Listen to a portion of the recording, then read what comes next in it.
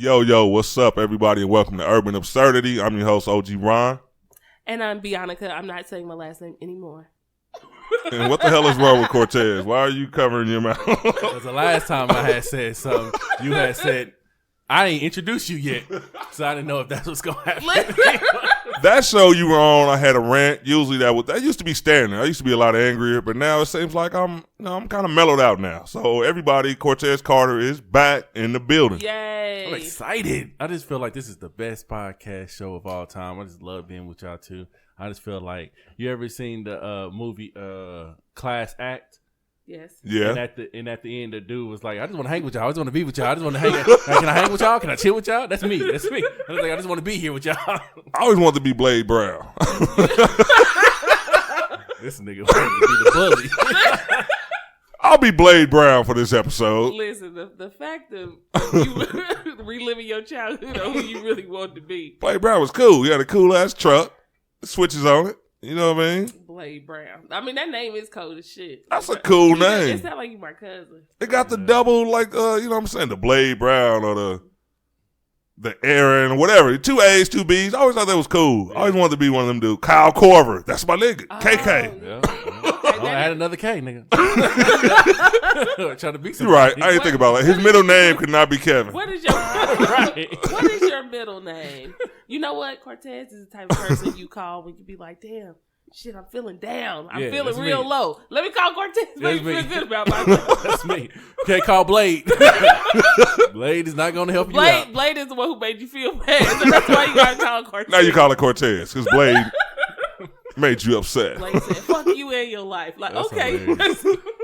That dude is cool though, man. You know what? Me and Cortez, we argue over the chief shit. Like, shit has got, I mean, on my side at least. I want to pull up. I don't know where he lived though. He was so mad.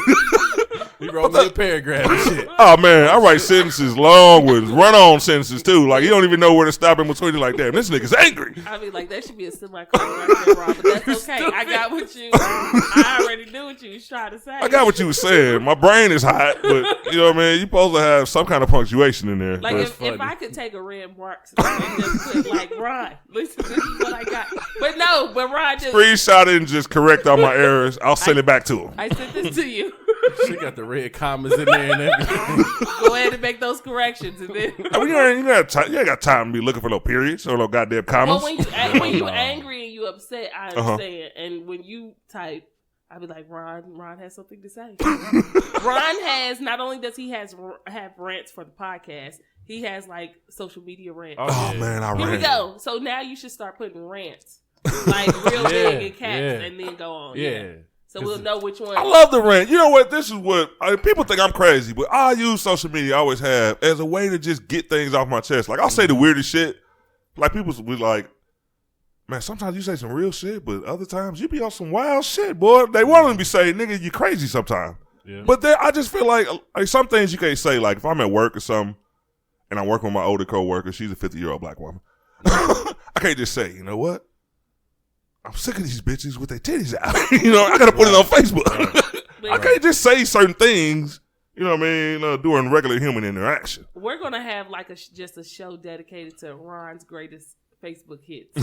Right. Remember this one from 2012? Oh my God. Ron. No, I was wild back then. The way I started liking Ron was because he would go after people and he didn't even really care. I remember he would post a picture of a girl and he'd be like, look at this motherfucker. Boom, boom, boom. And I'd be like, this nigga don't even care. Listen, he did. And I think this nigga's crazy. Why is he on my friends list? Right. The crazy thing is that's how I started liking both of y'all, because Ron would do that and I'm like, oh, shit's hilarious. And then you would like do the whole post your pictures. Yeah, I'm about to say Cortez took it one step farther though, because they actually like him, but he'll still roast their ass. I would roast them in a good way. You was roasting them in a bad way, bro. Yeah, they didn't like me, so I'm like, yeah, I'm gonna come for you. Cortez was like, this post before was like, I love everybody. Shout out to the families. Shout out to the great moms and dads. Yep, and next post, I'll post a picture. I'll tell you how ugly you are on a scale of 1 to 10. And they be like, yeah, on my picture. Usually I can get popcorn because I'm like, this is going to be a good one. And then, especially if he says something about somebody I really don't care for, I try to screenshot it and save it just for People would hit me in my inbox and be like, this one girl hit me in my inbox and was like, I've been, like, she said she's been kicked out of her house. Her husband been beating her and like blah, blah, blah. And she was like, I just posted on there for a little compliment and you just went in on me. And I'm so sad and I'm thinking about doing this and that. And I was like, whoa, hold on. I was like, I was just joking, bitch. Like, Put the rifle down. Right. Like, everybody knows if I put this out, I don't care how cute you are, I'm going to find something. I remember I talked about this one chick because her haircut, and she was fine as shit. People was like, Cortez, you don't know what fine is. I was like, the haircut ain't. Listen. The man. Fuck out of here. People don't want you to be honest. Facebook is so full of compliments. You know the thing I don't get? And females be saying I'm a hater. A lot of them delete me, block me, snooze me for 30 days. Let's sit over there for you. I don't get the, like, all right, take it out. And I love women. Don't always think I'm beating up on women. You are. But some of y'all women just feed off of those likes, and these men are just eager to give them to you. Oh, my God. 200, 300 likes, and I look at the picture, it's like, dude, it's not that good. Yep. It's not a 300 like picture. I've seen some 300 like pictures. Maybe to somebody it's a 300 like picture, and maybe just some of them pictures be like a 13 like picture. Family and friends. That's true, but that's true. But here come these other dudes. Oh, you sexy. I'm like, dude. God. First of all, I'm like, dude, she's laying down under a blanket. let me scoot this up because I need to say this. Let's First go. of all, let these niggas do what they do. If they're ego feeding, let them. No, because they fuck it up for us. For good men like us. They fuck it up. Then all of a sudden, they fuck it up. we got to take you to a 300 like restaurant. Listen, yeah. Listen, on the first date. Bitch, we're not going to no 300 like restaurant. You know what? I can't wait till we do this battle. This is way too early. Hey, you know what? That's what I want to talk about. Kick it off. You know why? Because listen, so what? Females do the same shit. I see these women who agree with niggas just so they could get some, just like Brandy, they just want to be down. Okay. You don't really agree with what this nigga's saying, but you don't want to feel like, oh, I'm going against the grain. So you right, that's true. Shut your stupid ass up. Stop, ladies. Listen, feel how you feel. Feel how you feel. I had a conversation with somebody the other day. Never mind. I'll hold this conversation off until later because it's kind of because it's new. No, juicy. It's pretty juicy, but we'll use it for the battle because I think that it fits right in. I can't wait for this battle because I was just about to say something like that. Women post a fake deep quote. You know how they post a like a selfie and then they got like a Maya Angelou poem up on it. Like, dude, you're in an alley, and the woman be like, "Oh, you're so deep and sexy and smart." And sexy. Like, dude, shut the fuck up, dude. Like the shit and move on. Why we can't encourage each other? No, because y'all encourage some people too much. They are creating monsters. It's what they're doing. Listen, no, I'm all for women unity. I hate monsters. I've hated them since I was a child. I hate monsters. No, you know what? I would rather see women giving each other compliments, even if the shit is just filled with lies. I would rather see women give each other compliments and fighting and arguing. So I ain't talking about the women. I'm talking about the thirsty ass niggas. And and you niggas that be out here feeding egos, please message me. You can find me on any message there on Instagram. I do not want to see y'all all through a Facebook thread because I look. You know what I mean? When I see it, you know what the funny thing about it is when I see a picture, I scroll and look at the comments. I was like, no. No, she is not sexy. I ain't gonna name that drop. hat does not look good. I ain't gonna name drop with JR the Hood Star. Listen, this is that. I ain't gonna say no names, but I tell that nigga every time. I was like, nigga, you on everybody's post talking about how cute they are. I'm like, God damn, man. I have never ran. You know what? I seen you speak of him, and my best friend, when he says stuff funny, she'll tag me. He dope. So I didn't know, but then when y'all were going back and forth, I also said, this is juicy. Let me go ahead and get something. Because y'all were going, and who else jumped in? I think I know the other person who jumped in who was like, yep, you right. Somebody, I don't know, because that nigga just be all the time. He always. Shout out to you, sir. Every morning. Shout out to you, every sir. Every morning he talking about, like, wake her up by eating her coochie. Like, why? Shout out. In the morning. Shout out to you, sir. You can't sir. just go down there in the morning like that. Shout out to you, sir. Coochies have morning breath. They have morning breath. I don't care. You gotta wake up, brush your teeth. The fact that y'all think y'all sweaty dangly balls just smell like sweet fresh peaches is a fucking I sleep with lie. an ice pack on my balls. I don't care what. Listen, I make it pleasant for my girl in the morning. No, listen, motherfuckers ain't even. Hey, my balls are always at a cool 63 degrees. Let me ask you this. Listen, let me ask you this. When's the last time before y'all mentioned, when was the last time any of y'all went down so y'all could just go ahead and see what the balls are like? Exactly, you haven't. We do that all the goddamn time. We always going like this. And then we hit you with We're like, we good for today. We good. Listen, we straight. Listen, straight. y'all senses may not be as good as a fresh nose. First so you trying to tell me that you sucked some salty balls before? I have rejected salty balls before. So you don't even know what they taste like. I don't need to know what they taste like. I know what they smell like. And that don't even make no difference. And it smells like, no, you don't. No, you don't. He just stinks. No. And it smelled like ball was life for you that day, and that's fine. I go ahead and go to the gym. However, there's a shower and there's water. I'm just here to say, y'all don't be thinking when you be like, and why am I talking to you, Ron? Ron. Why are you talking to me? Yeah, Ron. I thought we was friends. Listen, we are friends. We're very close friends. I would like shout out to Ron. Do me like that? Shout out to Why Ron. am I talking to this nigga? Shout out to Ron for everything that he's done. However, we are on the subject of eating the box. And Ron cannot speak. My girl got mad at me last night. You know what? Hold on. You don't eat the box? Is that DJ Khaled? We are the best. Hey, you know what? DJ Khaled said it best. DJ Khaled's a lie. Listen, no, he's not a lie. Check out the Twitter. That's DJ Khaled is a guy. Check out the Twitter. The Twitter. I will not. Listen, he had so DJ Khaled basically said he does not. He makes the money. He pays the bill, so he don't have to go down to eat his wife. Like he don't eat the pussy, which was a fucking lie. I'm gonna tell you why. Because there was a video of his wife boxing, boom, boom, boom, and he was like, yeah, you the best, get it, and she was like, I need you to shut the fuck up. Like, I'm trying to do this shit. He was like, I heard about that video. He was like, chill. Nigga, you eat pussy. No. I believe that man stood on it. All right, first of all, fellas, this is what I say. Unless you enjoy licking the pussy, then you should not be forced into it. The only time I eat my girl pussy is when I'm at her house, and I don't always go over there. That is stupid. Listen, I got my own goddamn house. These my rules up in here. That is sad, bro. No pussy eating up in this bitch. It's something about it. We had a conversation last night. We had some friends over, and we was like, what's a bigger task? A woman sucking a dick or a man eating a pussy? Mm-hmm. Somebody would have to do both in order to know which one is bigger task. Ooh. So I hope no one answered that question unless they were. No, we had men and women here. We had couples. It was two couples. So you could ask the woman one point and the man the other one. And unless the woman has eaten pussy successfully or sucked a dick, or unless the man has sucked a dick successfully. No, you know what's a bigger task. Every woman has sucked a dick. I mean, Cardi B said it best. The biggest difference when you sucking a dick is she was like, you know what? If it's straight or curved, that's all y'all got. That's all y'all got.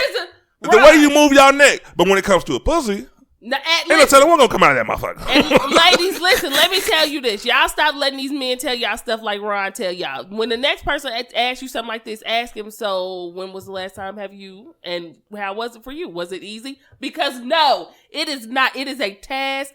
It is a task to do such a service. Such a service?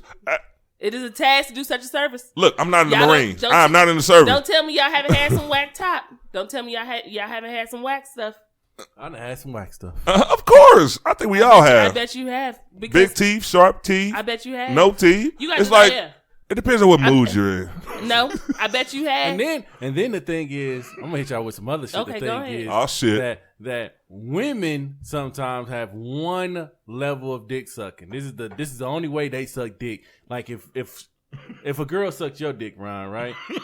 She don't suck it. All right now. Right. She's sucking your dick, right? She can't come over to me and suck my dick like she suck your dick. I like my dick sucked a different way. Yeah, exactly. Yeah. And you know what? I didn't really think about that until like later on in life. No, and then this is the thing though. I'm using your line. This is the thing though, Ron. Here's the thing, Ron. Women like they shit lick a certain way. Cortez like is you coming cannot, for me. you cannot lick a woman shit the way that you feel. Like she has to. This is why it's a task. This is why it's a better task. This is why it's a better task because this is why it's harder to do women because women will coach your ass through the shit. You know what I mean? Yeah. Like they'll be like, nah, baby, I don't like it like that. you a little rough on the clit. You need to move off the clit, or they want you to really eat the coochie. They want the long strokes sometimes. They want the short strokes. I've heard all kinds of stories of women getting mad, like a man's down there and he be like, okay, all right, baby, my tongue hurt. Well, all right, just stick your tongue out and move your neck. Look, bitch, I'm not about to go through all of this crazy shit just to get your pussy ate. Listen, and this is why I'm saying there's a task to oral sex with anybody, and no one likes shit the same way. All dudes don't like the same thing. All dudes don't. All women do not like the same thing. So when people go around and be like, oh yeah, I do that. First of all, I can't stand when a dude does the tongue thing. That shit is fucking gross. That I just want to call. Wait a minute, what is getting head? What is getting your pussy ate with no tongue? What you mean the tongue thing? When they do that like to indicate like that shit. They do the snake. They do the snake. Cortez is licking the mics. They doing the Portuguese, bitch. Seriously, when people do that, that is fucking disgusting. See?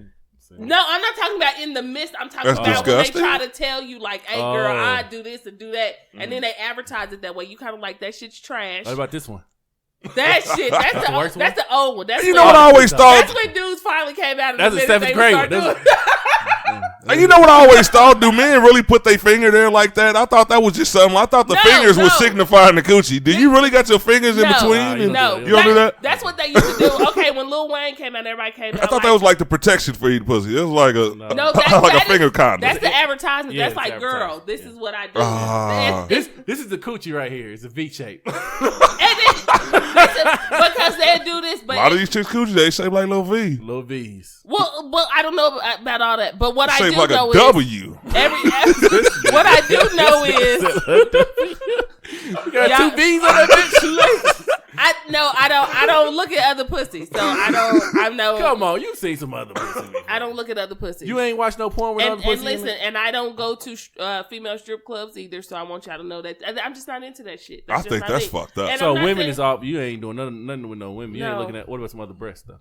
No, I don't need to. I'm trying to get rid of most of mine. So what the fuck am I looking at yours for? Shit. I always thought that women appreciate other women's bodies. I would never say a woman don't have, like, if she's dressed to the T or she's if she's dressed a certain way. No, even in the gym, I'll be like, she has a nice body. Oh, okay. But I'm not but like, you don't want to see it naked. Right. Okay, I'm not like, you got a nice body, I want to bang that. I want to bang your boyfriend. Nobody said you had to go that far. Or your daddy. Said, damn, I would bang her. Nobody said that. So I've seen so many posts where dudes have put out there recently, like, every girl has had a fantasy. Shut the fuck up. Like, no, every girl has. I agree with that though. Yeah, I think y'all do. Then I'm sorry that you think that, but not every woman thinks that. You ain't never had a weird dream? You woke up like, I had to take a shower. No, my mental is not like that, and I probably will now that you said that because my mental is like think about this shit. God damn it. But I've never know. I would like. I believe you. I believe. Never kissed a girl and liked it. No, not at all. That song is a lie. I would like. If her daddy cute, I want to kiss her daddy. Like, but I don't. There has to be a penis, like attached, not the strap. I need a penis. I would like elephant trunk. I was about to say, here she goes. So the size matter. She got her whole wrist moving. That's the tip of the dick, and then the arm is the rest of the. So listen, if you somewhere floppy ass elephant trunk, because it ain't ready yet. Damn. You gotta get ready. Hey, I want to get everybody prepared. I think it's going to be next week. Don't hold us on it. I want to make sure Janelle Banks is free and Cortez is free. Janelle coming, Cortez We will have the first episode of Battle of the Sexes. It's going to be live. We want to know everything. We want to know what's the difference between these couples. It can't be next week. Here we go. It's Mother's Day. Is it? Yeah, y'all fucking motherfucker. Yeah, y'all fucking up my mama. My mama she's gonna be on this show with us. Like, go ahead. I forgot. Right here. Oh shit! Ooh. So we got to record 2 shows today. Are we bringing the mamas? Yeah, y'all should bring out mamas. My mama too gangster. You know what? That'll be super funny. My mama is too good. Motherfuckers be like, I know. Yeah, that's right, mama for sure. Yeah. You know how many times she said, nigga? Hey, look. My mom's bad. My mama say, like. All right, we'll talk about Mother's Day in a second. I just want to get y'all prepared. We're going to have the best show. So it's going to be the week after? Sometime this month. Battle of the Sexes. We had a pre-show yesterday. I didn't record or anything. We had some friends over. We was talking about topics like sex and do you fart around your girl? You know what? People have some interesting views on that. Like, I'm in a fart-free relationship. Why? I don't like farts. You out your mind. Listen, Ron, I swear to God. You can tell Ron in the situation that he is. Why? I don't like, dude. And you know what? And my girl is so. You know what? I love her so much. She like sugary sweet. My grandma used to say she's a syrupy sweet girl. Not her. She didn't get a chance to meet her. Mm-hmm. But she actually asked me one day, cause I guess like chicks are used to being around niggas and were like, you know what I mean, just ripping them off. Burn. You know what I mean? Yeah. And like one day she was just like, we was in the bed. She was like, it's gonna sound weird. She's like, can I fart? I'm like, dude, take your nasty ass in the bathroom. I don't like that. Listen. I don't like that. I don't do the farts. I have never farted in front of my girl. Please let me record. That's the funkiest shit ever. That's like nasty. It's like that's like a small shit. Every time Ryan talk about something personally, I'm always shocked. Like I'm just. So you fart a lot around your girl? Hell yeah, I can't even help it. I feel like I can't even help it at this point. And she knows it. He said I can't help it. Are you lactose intolerant? I don't know what the fuck is wrong. Does she fart around you? I think not nearly as often. I think it's like 99% and her 1%. I think that's what it is. Really? Yeah, I think she like since I've been knowing her, I think about a good 2 times I done smelled it. Have you been so you've never been in the bathroom when she tried 2 times you smelled it or she actually did it? I ain't never heard her fart, but I done smelled it a couple of times. She tried to play it off. She was like, "Oh, I'm so sorry." Like I like her. I like her. Show some respect. I even looked at her one time. I was like, "Did you fart?" And she was like, "Nah." I was like, "Bitch, it's only me and you in the car." I know I didn't do it. And she was like, "You had the window locked." I was like, "You just have to say that you can just be real with it." That is so unsexy to me. I don't want to see I don't want to hear or smell my girl fart. I don't.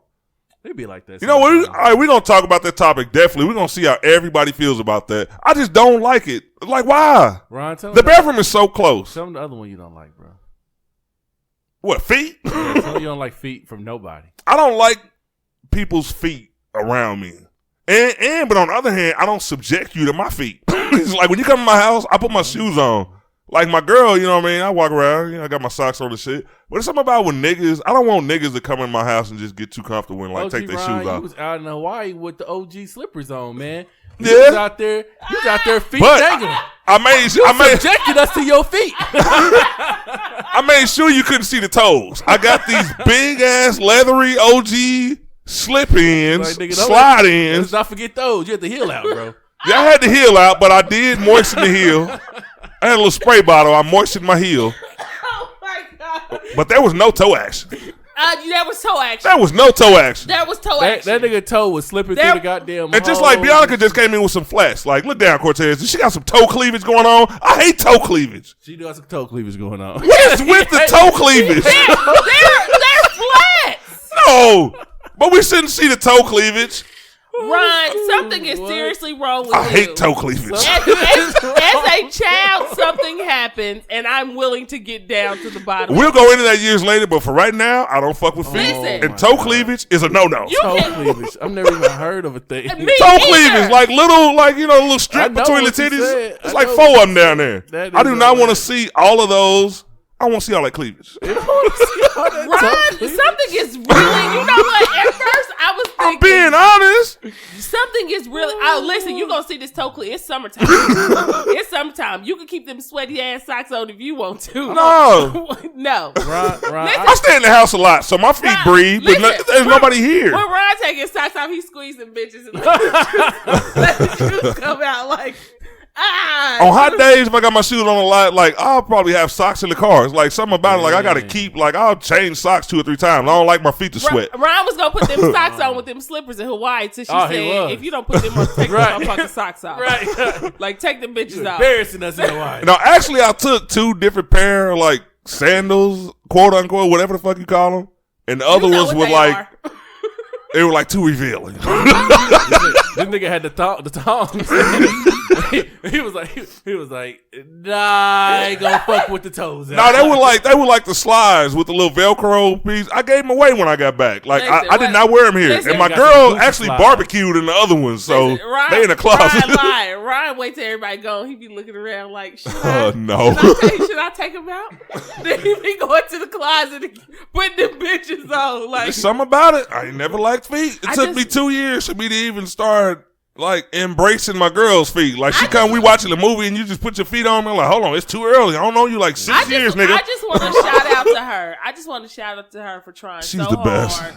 She gotta be. She is the best. Because She they don't don't like socks. Listen, I know she be like, I hate when I had to put them on. Like she be in therapy and shit, really talking. Like I act like I like this shit, but I don't. She in therapy with no shoes or socks on. Like, I just hate wearing them when I'm around. They be like, go ahead, take them off. She broke me in though. She's the type. I'll be in the front. I'll be in the living room. She'll be in the shower or something. She'll get out. Like she don't go to the bedroom and grease. Hey, you know what? She's one of these women where like her fucking oiling process is like thorough. She'll come in and sit down next to me on the couch and just start like from the feet up to the head and like for like 20 minutes. I'm hearing sounds. It sounds like macaroni and cheese over there. It should like what the fuck? And so be. I had to get used to it. Like, shit, you gonna come in here and just... So you ashy? When you jump out the shower, you just jump out like, bitch, I'm here? I have a bottle of lotion to this motherfucker till she start coming around. Oh God. Ryan, now we starting to realize why you don't like feet. Listen, You been living with crusty ass toes your whole life. I ain't never seen nothing nice and lavish yet, man. I just have naturally moist Ryan. body parts. Ryan, your ass is ashy down. Shit. She didn't give you no lotion. I might be.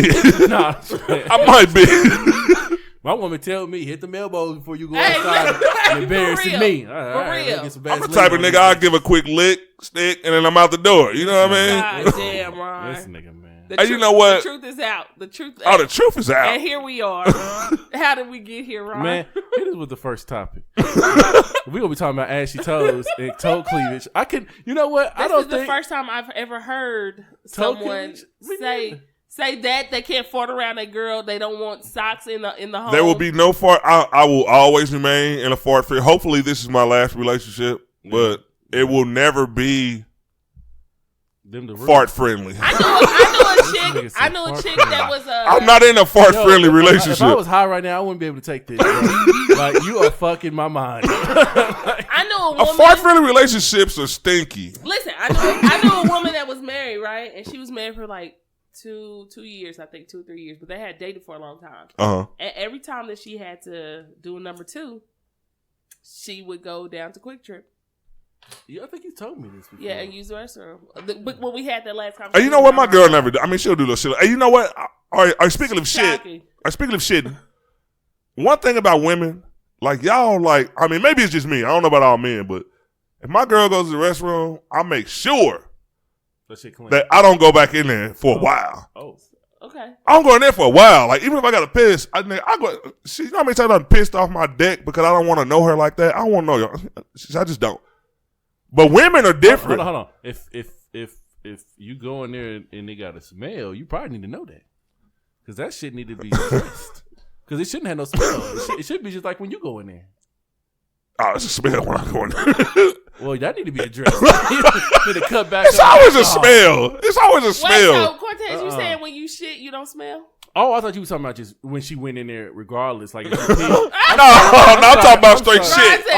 Ron said, no. I'm not going in there at all either. No, I go in there after she pisses, of course. But okay. all right, but I don't know why. Like, I don't want to go in too soon after a shit. But my girl is like this type of person. I wake up, take my little morning shit, spray. As soon as I come out the door, it's like somebody just ran past me, went in and closed the door. Like, dude, I just shit it. Do you? That annoys me so much. Why? Give me a minute. I don't want you to know me like that. It's not. Well, why don't you use? I might have forgot the spray. Now you know. Why don't you use matches? Now you know how shitty I just was like 3 minutes ago. Why don't you use matches? Yeah, matches can you throw you light one, go like this, and you throw that bitch in the tub. And that's it. And it's gone. And it's gone. I try to frequently flush, but I don't have no matches in there. You should get some matches if you feel that way. Yeah, I mean, if you feel that way, you should definitely get. My brother used to do it when we was growing up. I was like, oh, look at that boy. When we first got in a relationship, I used to just set the shower curtain on fire. Damn. So, Bianca, I'm joking. She looking like, this looks crazy. That's what I say. And it gets deeper. No, I never went that far. Okay. This nigga Ron ain't fucking around. Interesting. Okay. I want to get to a couple of topics before Cortez leave because he has to go in a little while. My baby. All right. Oh, good daddy. Yeah, I love my daughter, but she gets on my nerves. She's teen now. Yeah, so she at that age, and me and her mama not together, so she at that age where she got most of her mama in there and shit, and I'm trying to tame her, and you can't tame no black woman.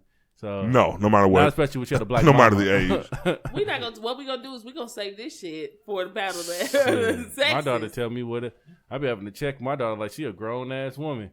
Like, no, you ain't gonna fucking talk. And they are at 10. They're way more advanced. From you too. I don't talk like that in front of my daughter. I do not nothing. She probably hear about you talking shit about other people. I do. Her mom probably showing her my Facebook. That's why. Look at your daddy right here. Look what he's saying. My daughter came like this. Nigga ain't as innocent as you think he is. This is a funny ass story. This is a funny ass story, right? Like my daughter, I was married to her mama, right? Got divorced or whatever, right? And at the first few months or probably year, first few months or probably year, it was shaky as shit. She wouldn't let me see her, like blah blah blah, right? Oh shit. Yeah. Anyway, I blocked her on my Facebook and everything, like her whole family. I got them all blocked because they just like drama. You know what I mean? You too, Grandma. Yeah, your last name Johnson. I'm blocking your ass. I don't give a fuck if you even know her. Yeah. If you comment on my shit and you look familiar, bitch, you gotta go. So I block all her family, right? So ain't no way she getting on my Facebook page unless somebody is showing her, right? Exactly. So unless she's going on somebody else's shit, right? So I end up asking my new fiance to marry me, and I did a whole little video on that and put it on new Facebook. Fiance, player. We remember. You remember, right? So part of the video, I had said something like I'm so interested in this new woman or something like that, and she has my son, like my real son, right? And the reason why me and my ex-wife divorced is because she had a baby on me. Like, it wasn't my baby. I thought it was mine, but it didn't come out mine, right? So when I said it, I guess she found out about it, right? And right, this is what happened though. So I go up to my daughter's school, right? She's 10. Go up to her school, and we eat lunch, and I show her the video, right? And I just show her the video, and she's like, "Oh, I'm happy," you know what I mean? We hug, we kiss, and she was like, "She ain't," I just wanted to show her before, her mama somebody else told her, for her mama and everything like that, right? So I'm guessing the mama haven't seen it yet, or the mama didn't want to comment on it yet. But then she called me like, "You got my daughter over here crying because you up here talking about her sister, calling her the fake baby." And I was like, first of all, Akira didn't even see that part of the video. Oh, not your okay, so she has two. She has two kids. She has one. She has okay. one. She had a little small one. And I only showed my daughter the bit where I bent down on my knees and just asked her. That's the only thing she's seen. But when it got back to my ex-wife, it was that I was talking shit about her younger daughter in the video. And she was like, her daughter, the 10-year-old, is crying because she's tired of you talking shit about her. And I was like, that's funny because I only showed her the end of the video. And that shit was the beginning of the video. So who the fuck showed you the video? Because don't be trying to bring, women try to bring in their kids. And I'm like, that's so fucked up. And so technically it wasn't your daughter that was hurt. It was her that was hurt. Mm-hmm.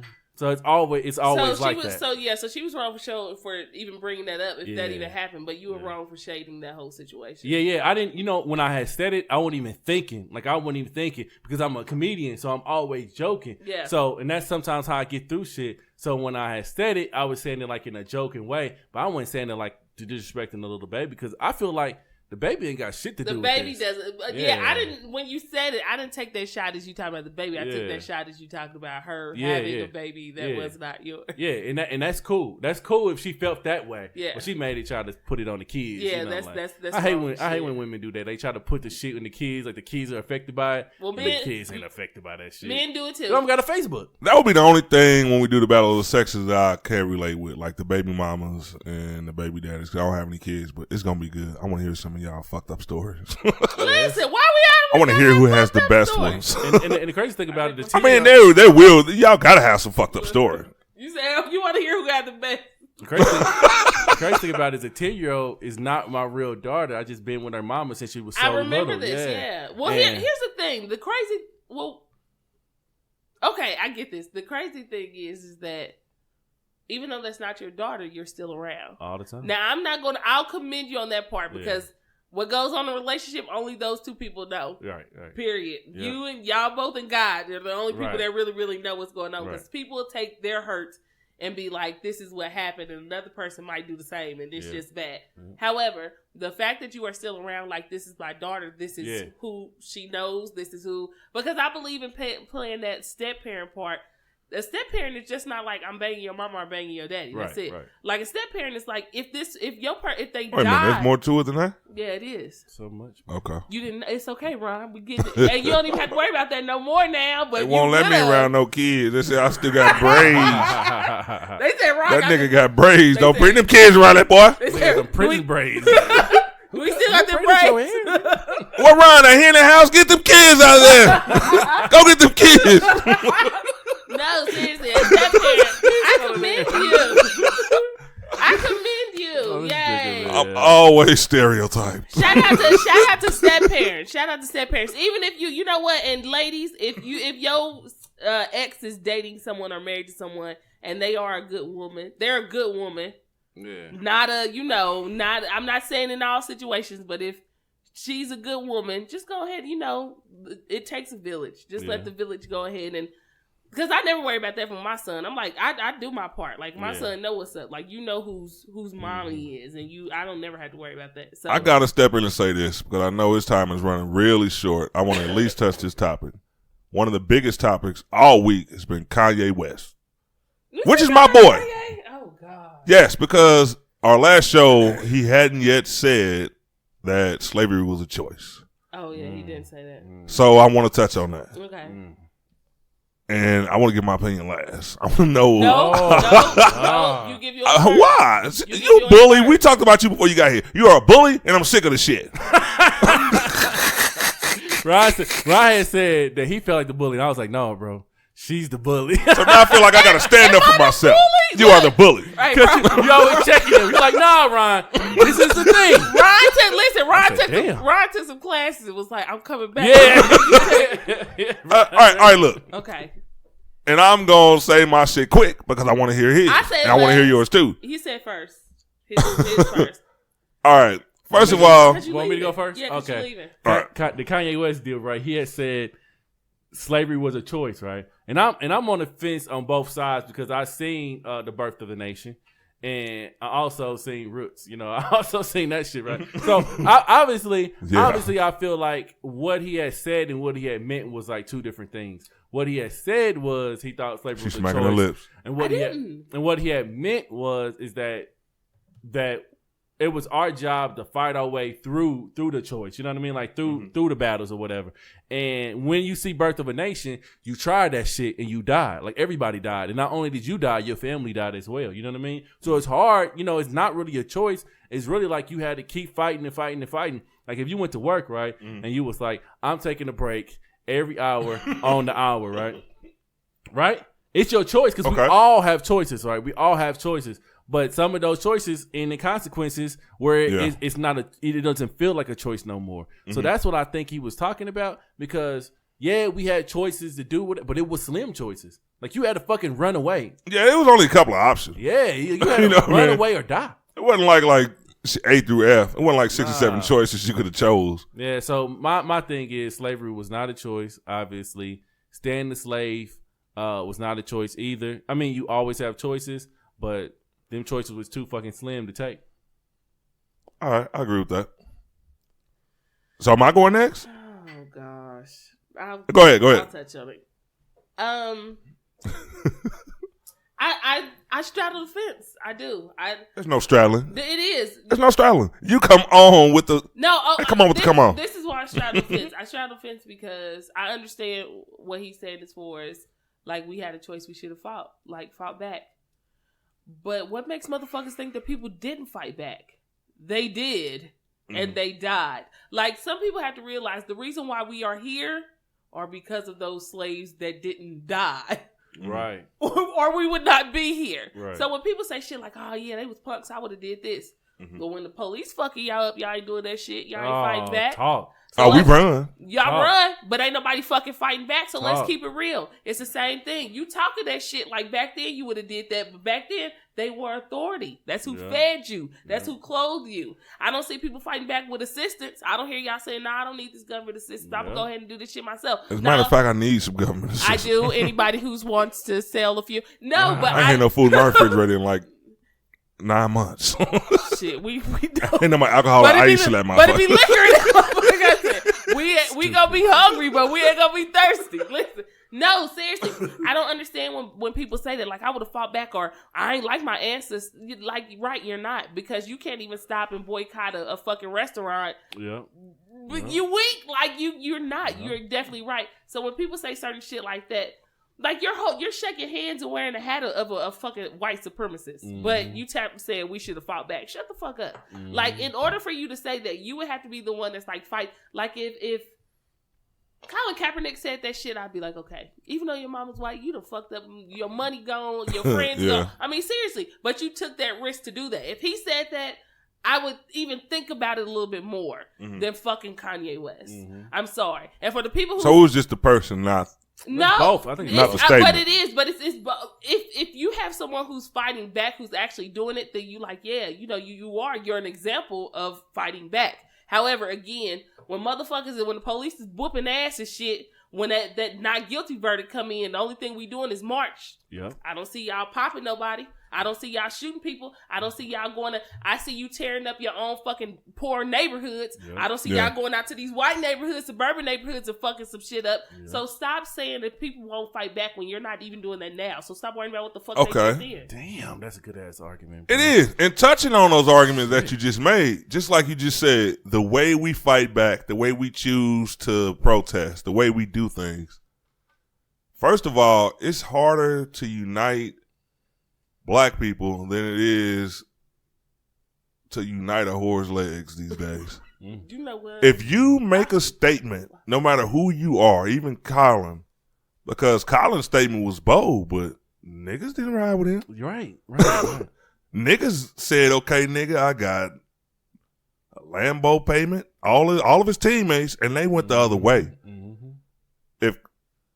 If he had came up with a statement that we all agree with within 2 or 3 days and had a march on Sunday, by Thursday, niggas have been forgot about that motherfucker. Yeah.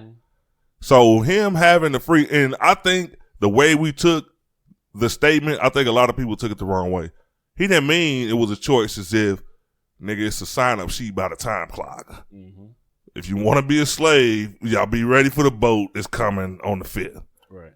I don't think he meant it like that. But as far as a fight back mentality, yes, I think. And all right, you say, we wouldn't have been here if they had to fought back and everybody died. But when does a sacrifice for people, like, when is it too much? Like, how is it, okay, if you take a race of people who are enslaved in, like, it's past 400 years now, it's an extra 100 on that motherfucker, 500. Right. Shit, we're still enslaved, like right now. Like there's certain moves we cannot make.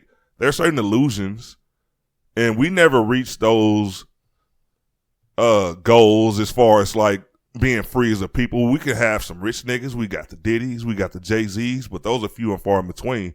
A black person's wealth, one of the richest. What's the richest black person in America? I mean, but you know, maybe $1 billion. They're slaves too. Shit, but we got white people worth $150 billion. They're called centibillionaires. They're brand new. Like these niggas can just buy the whole country. Like there's no black person in power like that. We used to look at Oprah like, damn, she got a whole lot of money. They are billionaires in this country that pay more taxes a year than Oprah's net worth. Yeah, it's like are you always hear these niggas say, you ever been smoking a blunt with somebody who was like, nigga, in a slave movie come on, slave commercial? Nah, I couldn't have been no slave. I would have had to do something. But you a slave now. But that's just talk. Yeah, exactly. You don't even realize that you're a slave now. Just like back then when they said Harriet Tubman could have freed more had they realized they were slaves. And that's going on today.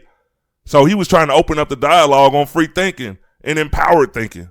That's what I got from it. Because if you watch the Charlamagne interview, Kanye West is smart as fuck. There's no way he just openly said something just, it was. But you had to think, Ron. You had to also think. But you know, too, I'm that type of person. I'm the type of motherfucker that might have said something like that. Motherfuckers be like, and And Bianca is on this side like, yeah, we've had those talks. And he explained what he meant by that. But the people see the caption just go off. Oh, Kanye ain't shit. But all of the people that are saying that, are we playing our parts in the movement? Or are we worrying about did Tristan and Chloe get back together? Look. Or did Emily B and Fab make an appearance at Coachella? But look, it's like you gotta fucking say things to try to spark. Okay, we had all that energy this week, but it's dying down there. No more Kanye posts. We not mad no more. We only be mad for 5 minutes. No, you know what? I think people are still mad. I don't think it's just anger. I think it's disappointment. Here's the thing. It's kind of like why are you disappointed? Because it's like one of those situations. Like I could talk about my mama to you, but you can't talk about my mama. Mm-hmm. I hate when I hear black people talk about certain black situations in front of everybody, because what that does is that sets the stage for white people to think like, you're right. That's not our fault. You could have did this, or you could have don't. White people have known that we ain't gonna do shit for hundreds of years, and we could. And they're confident in it. And it's the sad part. Like I can't talk about black people. I am a black person, so I can't sit here and say, okay, are you niggas is dumb? Y'all not doing this, because I want everybody to wake up and do something. At least the one thing nobody wants to say is that for real change, as far as the way black people are seen and treated in America, there's going to have to be some lives lost. It's going to have to be a revolution. We're not going to get... No people has got to be empowered without some kind of sacrifice. Nobody wants to even get... Nobody even wants to take a punch for the revolution. But different. Like if I talk to the average person on the street, like, okay, all right, nigga, you gonna take 5 punches for our freedom? That nigga gonna go say, nah, I'm cool. But everybody, there's no freedom fighters among blacks anymore. But everybody's job is not the same. In which people, all of our job is the same. This is what people don't understand for a movement. All of our job is the same. The people who died and fought back, they did something because that made other people think like, damn, yeah, I'm going to fight back. This is what I'm going to do. The people who didn't die and were beaten were able to push the agenda. Well, exactly. You cannot. This is even when people. Okay, I argued with somebody. They were like, when it comes to black on black crime, why doesn't Black Lives Matter jump in with that? I'm like, black people need to understand there can be more than just one fucking movement. Where black people fuck up is that you just take this one thing and think that is supposed to solve the problem for everything, instead of you saying, we're gonna have somebody do this. And we're going to have somebody over here for this. And for this, we're going to have somebody and then you can all come together and unify. But it's too much shit going on for you to worry about just one thing and everybody doing that one thing. You do. We have so much, even though it's still fucking bad, it's not as bad as what it used to fucking be. No one can tell me that. No, we don't get beaten, whipped anymore, but we still get controlled. All right, one more thing when it comes to the slaves. For every slave that ran away or fought back, rebelled, whatever you want to call it, and he died in his family, say if it was 20 people, that scared the fuck out of 15,000. Right. And they didn't move. Right. You had plantations with 5 white people on them, 5 rifles, and 600 some slaves. That was a hell of a fucking feat to achieve, to scare the fuck out of a whole generation. That's crazy. Okay. And that's the only... That's what Kanye was trying to say? Yeah, I mean, when I look at it that way, way before Kanye even said that, I used to always just try to comprehend the life and the mindset of a slave. Sometimes you watch a movie and it kind of just sparks that thought, like I'll be watching the movie, I'll see a scene, and like for 5 minutes, I'm just thinking inside my head. I don't even hear the shit no more. I'm just like, damn, you got one cracker on a horse. You got 3 crackers in the house drinking tea. You got like 400 slaves around this motherfucker. You got a house nigga on the inside who could be the intel. Nigga, let's make a move. You know what I mean? But listen, Look, I agree.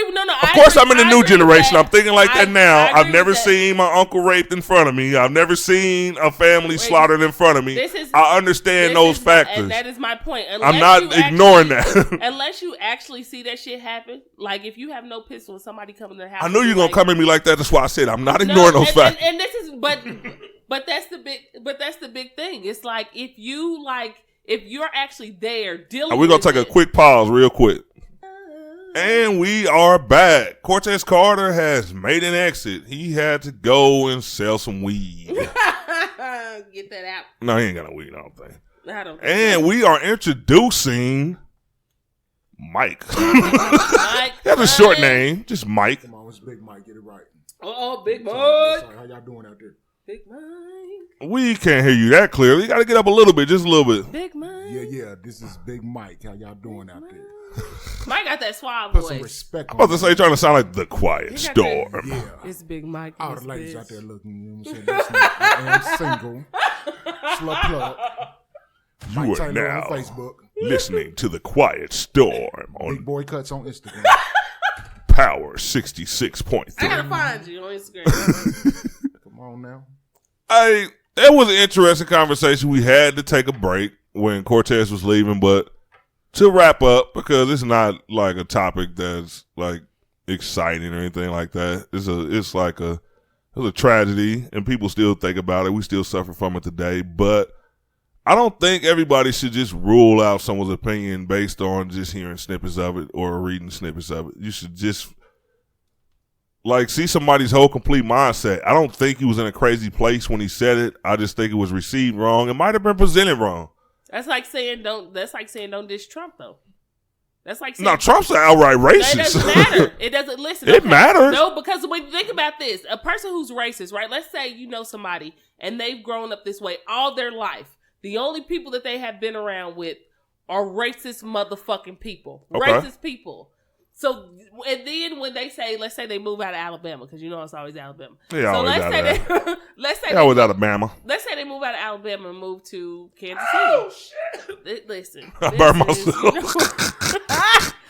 Something told me to turn on Snapchat, and I did not.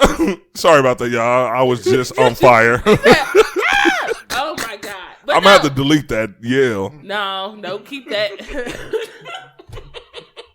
Keep that. Y'all, I'm still sick, so y'all had to excuse me. But no, that is like somebody who grew up around racist people, and then let's say they moved to Kansas City.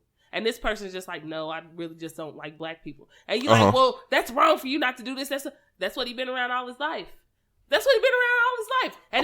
And it's not to say he won't change. Apparently, Kanye's mother made him a free thinker. So when he expresses a free thought, why is he condemned?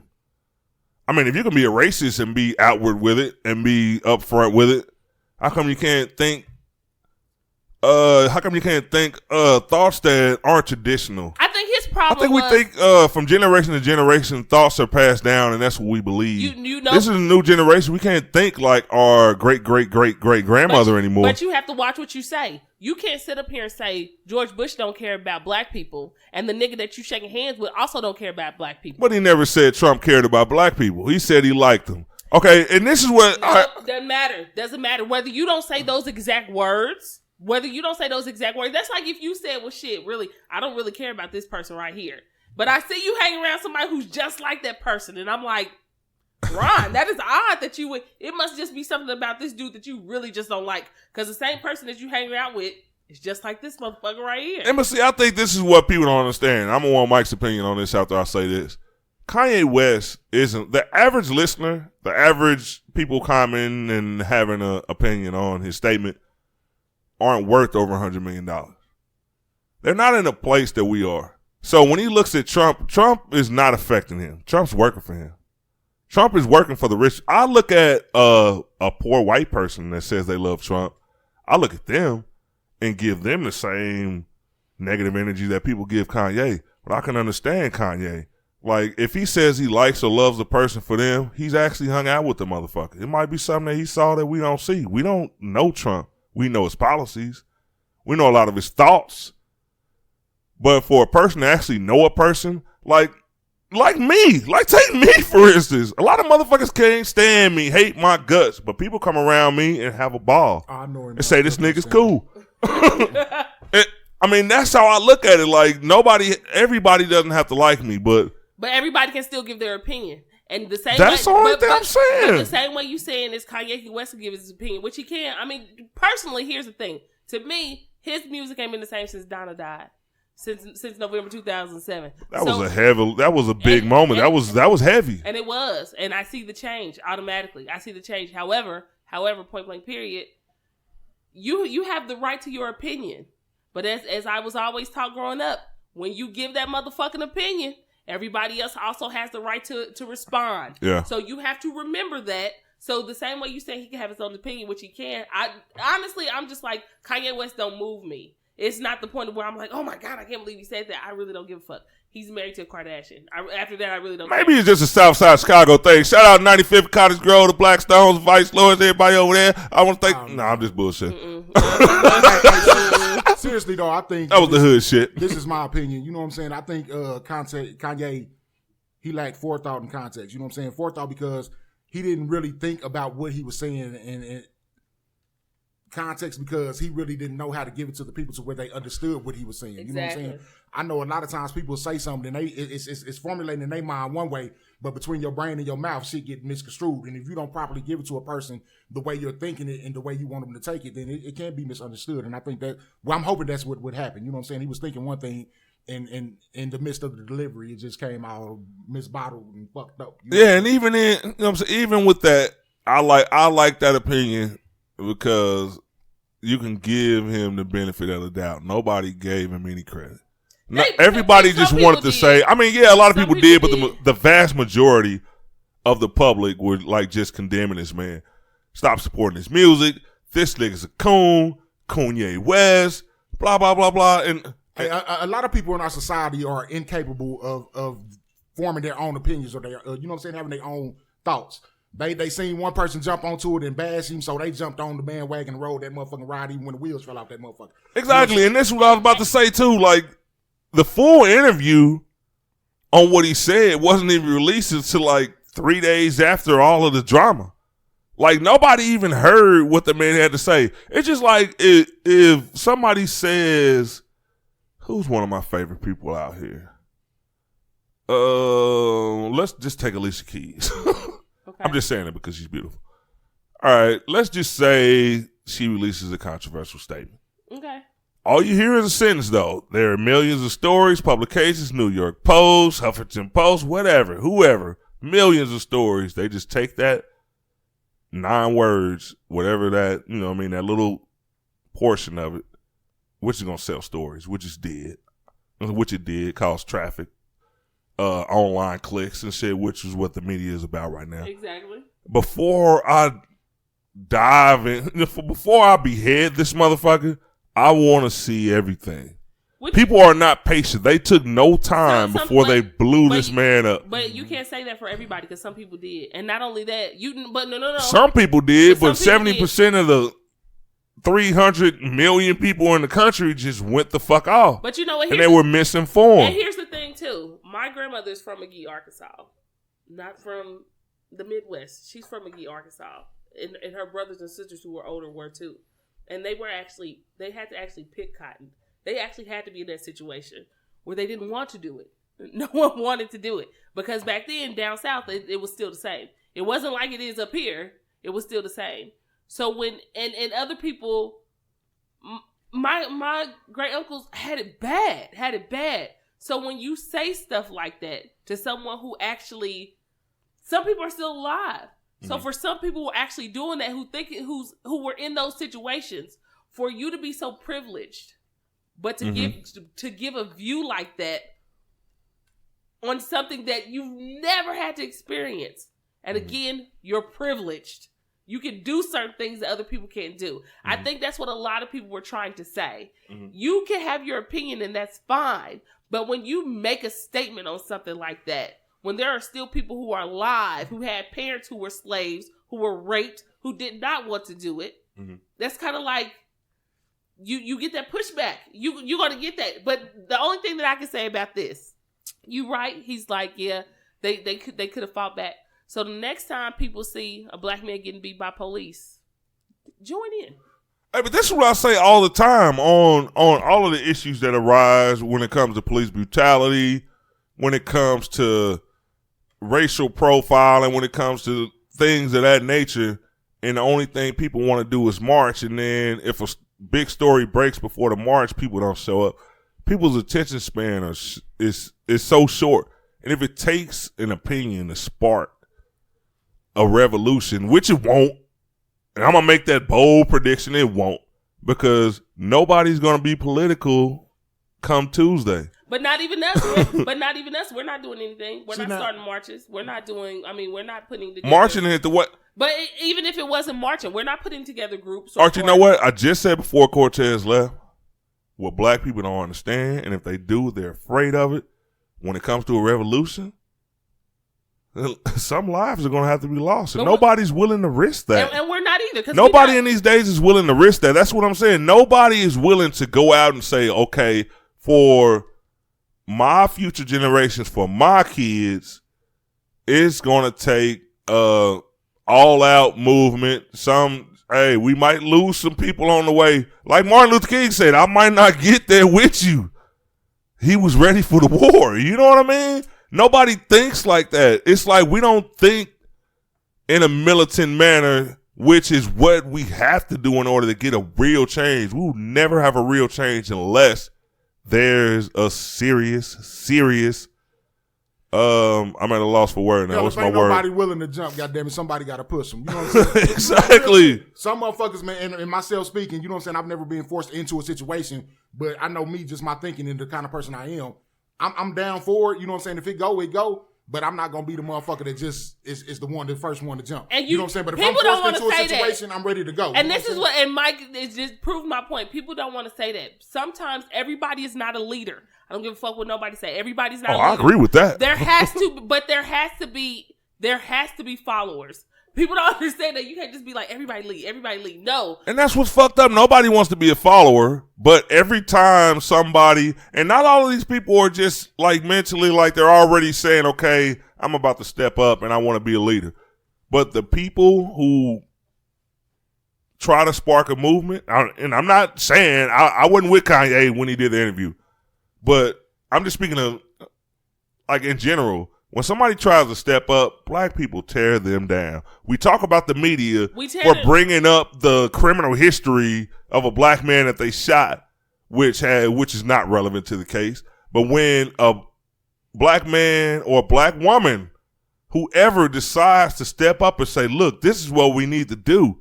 A couple days later, we're sharing memes about of some bullshit. Oh, look at his past. We shouldn't follow him. Fuck his past. If his message is relevant, let's get on board. What I'm saying, black people don't do that. But all of us do that, including me and you. Because when the last time when the last time you sent a bottle of water to Flint? Who talks about that? You cannot. People do not want to say that. I mean, Flint's up. It doesn't matter. No, this is what I'm saying. We talked about it, but we talked about it. But we talked about it. We had it not here, of course, because we weren't doing it yet. But we had a conversation about it. Black people also don't want to admit.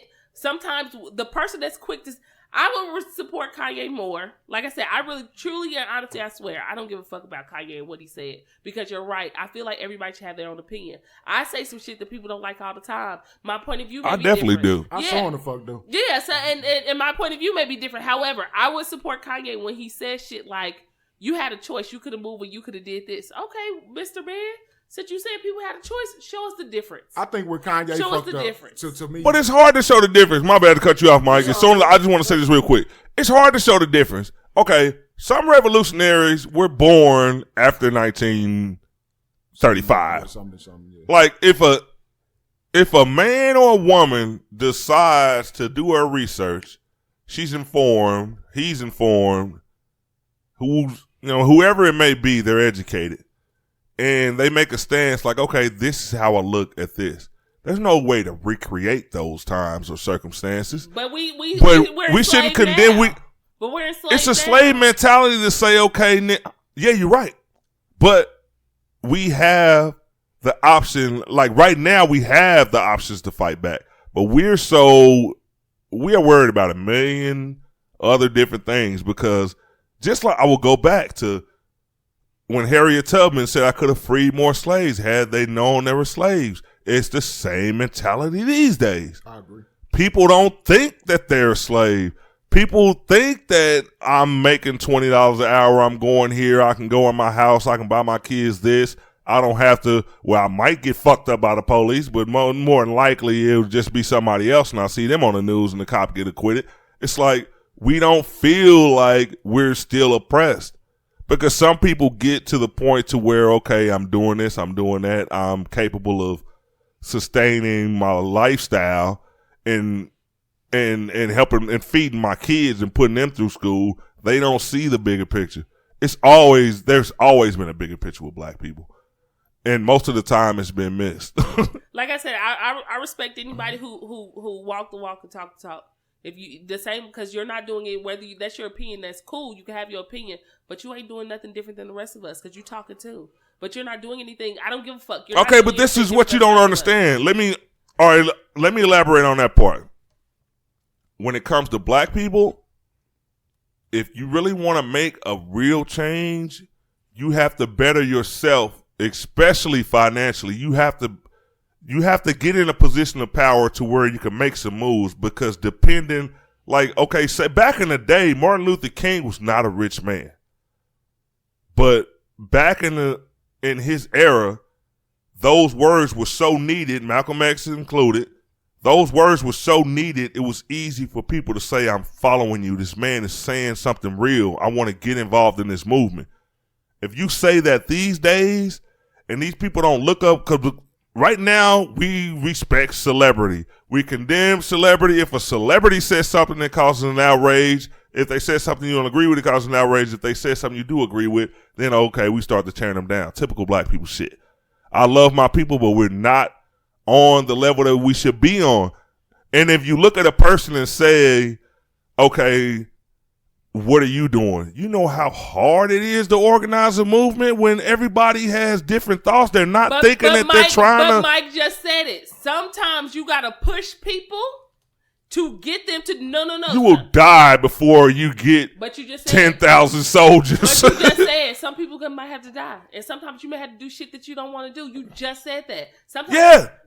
It doesn't matter. I meant that in force. I meant that in the masses. But if you die for a cause that nobody's even fucking paying attention to, then you just traded your life for nothing. You die for a cause. But you believed in that. You believed in that. About your beliefs. You believed That's what's in that. wrong with black people right now. It's not. You know what? Yes, it is. You know what?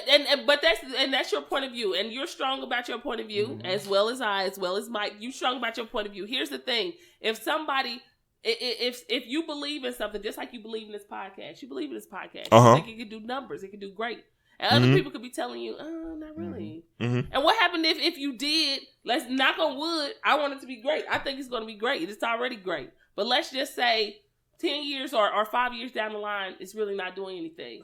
And people be like, well, damn, Ryan, you took 5 years to try to do something, and it ain't even off the ground. Hey, look, Bianca just kind of said something, you know what I'm saying, where I was kind of going. You brought up the podcast, you know what I'm saying? You were adamant about the idea. You had the, you know what I'm saying, and you displayed it, and you brought it to her or whatever, and you made her believe in your motherfucking vision, in your dream. I'm the kind of person, I play the supporting cast. You know what I'm saying? If you come to me with an idea or plan, and you give it to me in a way that you inspire me to believe in you, I have no problem following you. But at the same time, while I'm riding this ride with you, if I inject my opinion and you know what I'm saying, put my 2 cents into it, at least have enough respect for me to listen to it. But at the same time, if you inspire me to believe in it, and just by seeing you putting in the work, you know what I'm saying, and I see you going all out and doing everything, sacrificing, doing everything to do this and accomplish this dream, I'm going to ride with you just because I see your actions and you were willing to put it all on the line. And you really went for it. So I'm going to ride with you. The same thing with activism. If you out here and you really pushing it and you really, you know what I'm saying, you showing me that you about what you talking about and not just talking about the shit, and you can make me believe in you, come on, man, let me know what I need to do. And you may not get, and you may have 10 people that you tell me you will never get that response when it comes to some real shit. But do you know how many black people did not want to march with Martin? Do you know how many black people who were telling their kids stay at home? Because they were scared. But they came. But some people came. But the ones that didn't, it wasn't because they didn't believe. There's no black person in the history of our race that did not say, okay, I would love to fucking enjoy the freedoms that this man speaks about. So for those men that didn't support him, they were either one, too fucking brainwashed to understand that this man was fighting for you. He died for causes that affected us all. And most of the people that didn't come, if they didn't come and they were black, they were fearful. But because those people didn't meet great conditions during those marches. They weren't offered Gatorade during a race. But somebody had to do it. But somebody had to do it. Whether you felt like people. That's what I'm saying all the time. But we need people to get behind us. Just like when you say, okay, well, what are you doing? Well, there's more people than Kanye that's saying something that people are getting behind. Do you know there are 10 black movements that are out here right now? Do we know what those are other than Black Lives Matter? Well, if we didn't shoot every individual down, we might be able to link up on all of these. But I'm saying, do you know? Does anybody know? Because we act like there are not stuff out here. There are. We just don't look for them. There are. We just do not look for them. If you wanted to, you know what? When I start seeing young black people making moves in America, and I'm like, damn, we talk, even include myself, because I do too. I'm like, we say so much shit about niggas and black people that we don't take the time out to shout out black people that are really trying to do shit and make change. Mm-hmm. Because we don't look at that. It's so easy for us to say, well, niggas will not do this. And then you got a group of 500 people that's right here that got together, and you're like, this is a new black movement, and this is what they're trying to do, which is what I mean by different people trying to do different things. And they're trying to do this, and they're actually making moves. But since we don't hear about it, we don't also go look for it too. We don't also go shout them out. So the same time that we talk about negative shit with black people, we should push the positive shit too. The people that don't hear about certain stuff. The only reason how they would hear it is if somebody has a voice and you say, hey, pay attention to this. Or listen That's to because this. we're so conditioned to listen to celebrity. If Drake pointed it out, we'd be on that shit the next day. So use that. But that's what people were trying to say about Kanye. If Bob Williams says something about it, then everybody wants to pick him apart and try to find something wrong with him and a reason why we shouldn't follow him. Or we shouldn't respect what he said. His intentions or his message, he's accomplished something because it's a conversation now and it's on everybody's lips. So regardless, you know what I'm saying? However ignorant he came across or however you took the message or the words he said, it's a conversation now, man. So whether y'all motherfuckers choose to take it or run with it, that's on y'all, but shit. Motherfucker, it's accomplished what it's supposed to accomplish, and we talking about it. That's the good thing. That's the good thing that I see about this. The good thing is that whether you agree with him or you disagree with him, it's a conversation, and people are talking, and whatever that keeps people talking, like I do, I respect your opinion because I believe that anybody should be able to feel how they feel. Mm-hmm. I'm not mad at Kanye to say like what he feels. That is what he feels. I'm not mad at other people who said no. I was personally affected by this. Most black people were, they just don't know their history, so they don't think about it. But for people who were, they're like, no, like this is wrong. This is what really happened, or this is what's going on, and this is this. So everybody. Some people just can't see progress. Some people just can't see. Like I was blessed enough to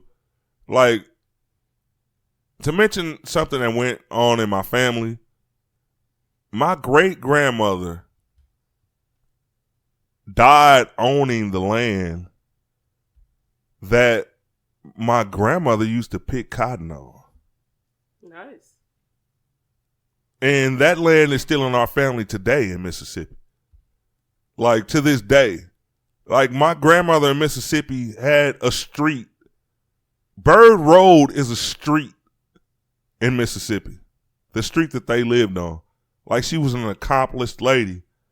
And I just see, I know firsthand that some of the things that people think can be accomplished actually can be. A lot of people don't believe. They're so conditioned. And that's another thing that Kanye said. And no, I don't look at him as a prophet. He's just saying something. I've been saying the same thing for years. I've never went out on a limb and said slavery was a choice. But a lot of the other opinions I've voiced before. But people are so fearful of that. And we're still in that mindset to where we don't think that we can make a change. We don't think that we can Man, this is tough. This is a tough conversation. But we might have to get off of this. Just like Mike said, though. Just like Mike said, it's right. not what you say, though. It's how you say it. And I'm gonna say it like this: a lot of people, I'm gonna kind of, just from my thinking, they say, okay, the slaves had a choice. Their choice range from, okay, if they wake up and say, boss, I ain't working today, they gonna get their ass whooped, or they, you know what I'm saying? Motherfucker talk like, oh, I'm gonna take off from work early today. You know what I'm saying? Motherfucker might be done fucked your ass up, chopped your foot off, killed you or something. we call in for work. Hell, we, you know what I'm saying? We ain't got to face nothing. Just like, oh, well, these motherfuckers might fire me today, but fuck it, I can go find another job tomorrow. Or you know what I'm saying? Yeah. We can't really rationalize the choices they make, because I know if I done been in the situation, motherfucker told me outright he was gonna whip my motherfucking ass. You know what I'm saying? And I had to think about it like, hey. I remember you told me that today over breakfast. Do I want these motherfucking problems today? You know what I'm saying? And unless I was actually really like forced, like I said, if I was actually forced into the situation where this motherfucker made me had to go ahead and get up and nut up with him, I would have. But on the safe choice, I'm gonna be the bitch, I'm gonna be the docile nigga, and I'm gonna sit on back, you know what I'm saying, to think about, the greater good, or think about, you know what I'm saying, the future. So I mean, slaves, man, to me, like, you had to think like, well, shit, I'm gonna rebel against the system today. This motherfucker might kill me, or I'm gonna go ahead and be complacent, and I'm gonna sit here and you know what I'm saying, wait for my opportunity to go ahead and rise and shine. It's a hard choice, and we don't understand that choice because we didn't live that. You know what I'm saying? But you got to look at the. I understand we didn't live it. Okay, but look at the simple ass choices we had to make on a daily basis, man. Them motherfuckers. Take over. And I agree with that too. Take over Coca-Cola. I was just about to say, people don't understand how powerful we are. Take over Coca-Cola. What I'm saying is, it takes more than one. Okay, no, but one motherfucker got to act. You can have a brilliant visionary, and he will be reduced. So you ain't gonna do shit to a normal person because. So you ain't gonna do shit because ain't nobody following you. But if he don't, what I'm telling you is, it takes more than one person. But so you're not gonna do shit because nobody's following you. No one said. Don't follow you. All right, now I gotta reveal my plan because of what you said. No, I got to. I got to. These things. No, yes or no. These things. Yes or no. No, I can't. It's not that simple with me because these things that I try to fight for and these things I try to accomplish are not just for me. Once my family's straight, I will start looking out for other people. A lot of these celebrities are never held accountable. We got celebrity people who are worth millions of dollars and don't fight for us. For me, for a person that has tried to rebel against my norm and say, okay, I'm not working 80 hours a week. I want to do other things. I want to get in it. I want to build a platform, and it's all media. It's a news site. It's a podcast. I want my voice heard. If I get into the position to make a change, and the fucked up thing is, like, people don't understand. You're not, and this is this is my perspective on black people. The neighbor 2 doors down from you that's talking revolution, you look at him, it's crazy. He's the crazy motherfucker. It's hard for, I don't know why. No, I do know why. We've been conditioned. This man is thinking differently. This man is not going along with the everyday mindset. All right, take a whole street full of black people. Say if this neighborhood I live in right now was all black people. Everybody gets up and they go to work. They make their living. They come back home. They do whatever they do. Kick it, whatever the fuck they include in their life. But if somebody tries to tell you different, you'll shun those ideas. It's hard for one person. The majority may not listen, but don't say everybody. The majority may not listen, but some people do listen. But you can't tell. Some. You gotta. But you can't with black people, you gotta sift through a whole lot of fucking scary. But there has been change. Traditional thinkers that won't ride with you. It's hard. But there has been change. It's easy to say, okay, well, what are you doing? I'm trying to get a movement, but these niggas only worried about love and hip hop. But you know what? There's a lot of people who are not just worried about love and hip hop. And maybe they just not listening to you. They're hard to find. Well, maybe they just not listening to you. That's the problem. But maybe they're listening, but that doesn't mean that they're not listening to somebody who has the same message that you're trying to do. So you can't say that. But yes, I can say that because it's been over 100 years and we still in the same goddamn spot. Ain't nobody listening to nobody. Pretty soon, I mean, there's nowhere in hell that hundreds of years we haven't found somebody capable of leading. If we go back, the problem is we can't find anybody capable of following. If we go back 100 years. You just said that a minute ago. If we go back 100 years, I'm pretty sure we'll see a little bit of change. A little bit of fucking difference from somewhere.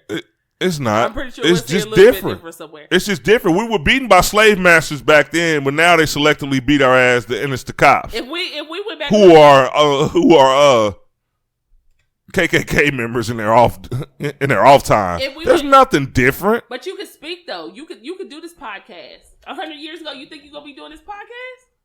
That's not a huge step for my race. This podcast is not a monumental accomplishment. Anytime you can. I don't look at. I mean, I love this podcast. I love interacting with you every day. It's like a release. But this podcast is not a monumental accomplishment for my people. You know what we're going to do? Not. Here's what we're going to do. Here's what we're going to do. Instead of sitting here and instead of going to... we arguing today, baby. No, we should take a trip. Cleavage showing my... we should really take a trip. I'm saying though, we done spazzed and shit, and I appreciate y'all having me on the show, but y'all not gonna let the one time y'all let me on this motherfucking show and I get a chance to act the motherfucking fool. Y'all about to have me on here on some serious shit. I don't like serious shit. Okay, let's change it. Let's go then. Let's go. That's what I'm talking about. Love y'all. Thanks for listening, man. You know, shit. Everybody chime in on what y'all think. Because we get too deep. Let's act the motherfucking fool. Yeah, this was a deep conversation, but I think that's needed. Okay, all right, this is semi-deep, but we can make fun of it. Because me being from Chicago, another Chicagoan, we go to Chicago. We go from Kanye West to R. Kelly, and I gotta bring him in here. R. Kelly released a statement yesterday, and he says that the media is trying to ruin his legacy. I actually wrote an article on urbanabsurdity.net. I shared it on my page, and the caption that I put with it after I wrote the serious article was, "Nah, bruh, I think you peeing on that baby kind of had something to do with that." He probably pissing on her, but at the same time, when let me get that two, let me get that beep. You ain't gonna get the yeah. His shit fucked up and he fucked it up, but goddamn it, R. Kelly done made some hits. I'm still be rocking and boxing. Girl, I'll be right there when you need me. Is that Kelly? I don't know. I thought that was Keith. All you have to do is just call me. Okay. I'll be there. For that nigga, why am I singing this? Why am I singing this motherfucking child molesters music? Listen, you can't. Shit. Hey, this is what I gotta say about R. Kelly. Your musical legacy was great. Mm-hmm. Your musical talent, your musical genius was appreciated. Excellent.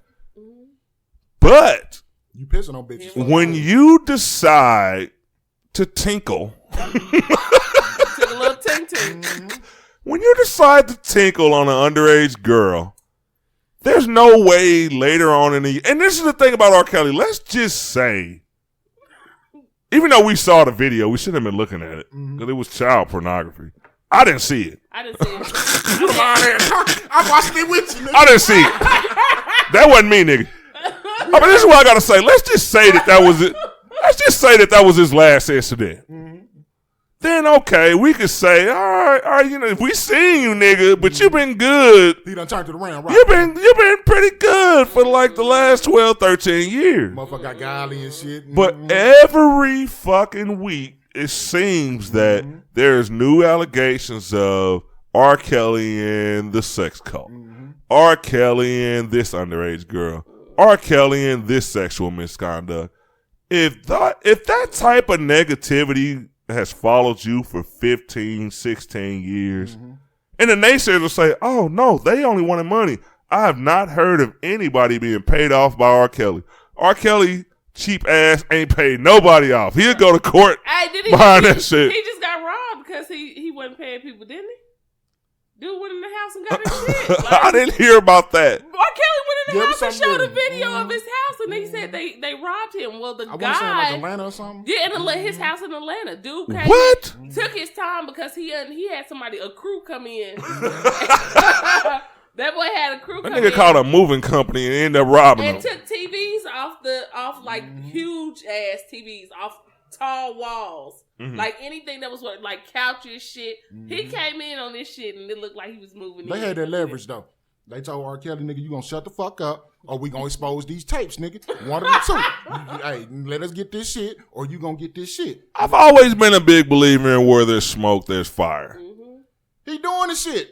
When that tape was released, they were probably, you remember back in the day, you go over OG's house, your mama might be dating him or something. Nigga got they motherfucking VHS tapes lined up. You never went to a nigga house that had one tape. If that nigga like anime, it was way more tapes than one. If that nigga like recording himself doing illegal things, there were more. He had that and I believe that. R. Kelly, I know your ass ain't listening. You probably somewhere drinking water, getting ready for your next episode. But this is what I gotta say. You cannot blame the media for the things that you actually did. He did that shit. Yeah, I believe he did it. I mean, this is not even a debate. Bill Cosby, when we sit there and say, oh, I don't know if Bill, nigga, you were on video. There were no Bill drugging videos. There were no Quaalude pictures posted on Instagram by Bill Cosby. Bill told him himself, but that's another story. Hey, but the motherfucker stole the tape. He thought he was going to get that Coming to America. Nigga still ain't coming to America. niggas just want to hear about sexy chocolate. Nigga, and end up seeing too much sexy chocolate. Listen, that nigga had Weekend at Bernie's run on that tape. That motherfucker in the wrong box, nigga. And I would have been watching that bitch. Out that motherfucker. This ain't no damn Weekend at Bernie. Oh, hell no. Nah. Nigga, Bernie done changed. Is that Robert? Who the fuck is this? Bernie, hey, you feel like you know him intimately. You Robert? This ain't no Weekend at Roberts. That's what the hell. Dude, all right, look. This is my point of view for this, and we're going to move on. I'm going to squeeze a lot of shit in this because we've been way too serious. We want to provide some entertainment. R. Kelly, I love your music. Did that shit. You as a person, I really don't dig you, bro, because had that been my sister, cousin, aunt, whoever the case may be, you probably would have shot my ass because you got way more money than me, but I would have came at you, bro, because that shit is not cool. A 14-year-old girl is not capable of making, she's not capable of consent. No grown. No way. She's not capable of it. That's why there are laws against this, bro. So if you engage in this type of behavior, you should have, if you were really worried about your legacy, you wouldn't have you'd have took a piss and, you know what I mean? You wouldn't have invited a baby to your crib. Ain't no way. You did that shit. I don't see how red flags didn't come up when this nigga got his motherfucking subscription to Handcuffs R Us Lifetime.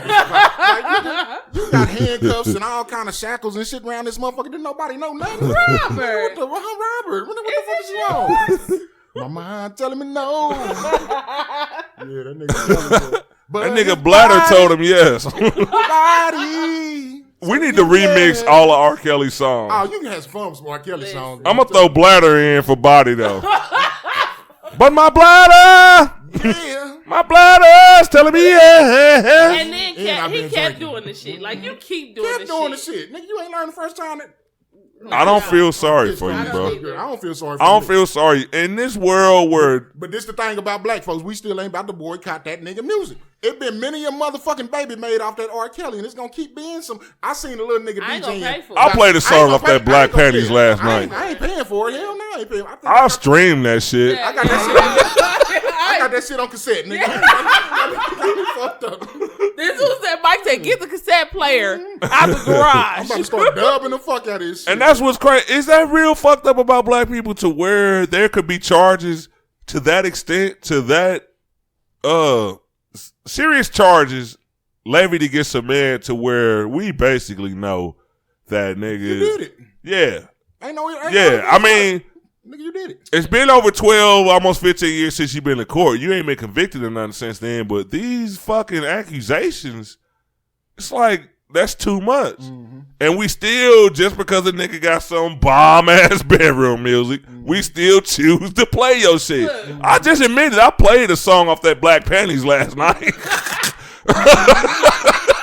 You know what I mean? We playing spades. I'm like, I gotta hear this shit. It was a couple of Which one was it too? I'm about to go check it out. Listen, my phone is on the charger. I gotta look that song up. I don't know what it was. I try to like, the hard part about that is you do not want to support someone who white, black, whatever. You do not want to support someone who is participating in bullshit like that. However, a part of you is kind of like, I'm trying to separate the artist from the actual person. From the pervert. Because it's kind of like you said, like when you be like, well, people don't like me. A lot of people don't like me. A lot of people don't like me. But you have to admit, like, And different people have their different opinions, and we are respecting other people's opinions. But our podcast, for a few minutes, we will. After that, it's back to the drawing board. But our podcast is good, so it's kind of like saying you may not like me, and you as a person, but the art, like it is what it is. Like you have to say, like that's some good. I'ma have your legs shaking. I knew that was the one. Excuse me. Tonight I'm about to have you screaming. I swear I can sing. Oh, okay, we ain't gonna play it. Hey, was he not to play? Going down, down, down. I'ma have your legs. I can't sing. This fool was about to talk about some. Let me. See, my shit ain't loud, but you. That's the one you was playing. Ooh. That shit, come on, you can't help it. Kelly, you a son of a bitch, but this song is the When that beat drop, son of a bitch. it make the panties drop. That song. Even chicks don't have on no jaws. What else you know? Man, somehow, we ain't about to be promoting Kelly on this shit. You Fuck right, Kelly. my bad. Y'all listen to that nigga. I should have had it loaded up in the board. I'm gonna start already playing. said You know, I used to be scared of copyrights, but I say fuck it. Y'all raped us as a people for 479 years. Hey. I'm gonna start violating some copyright laws around this motherfucker. I ain't even saying I don't own copyrights to this song. That song, Send me the I bill. just put up, shit, delete it. I don't give a fuck. I just put this shit up. Fuck y'all. I'll give him $17. I ain't buy the CD in the first goddamn place. That's the least I get. Fuck y'all. Send me the bill, bitch. Live wire. I'm knocking this shit. All right, off of R. Kelly, because I ain't got to pee right now. Let's talk about this. Last year, September 2017, Kevin Hart, huge comedy star, comedic rock star. You know what I mean? Not the funniest person.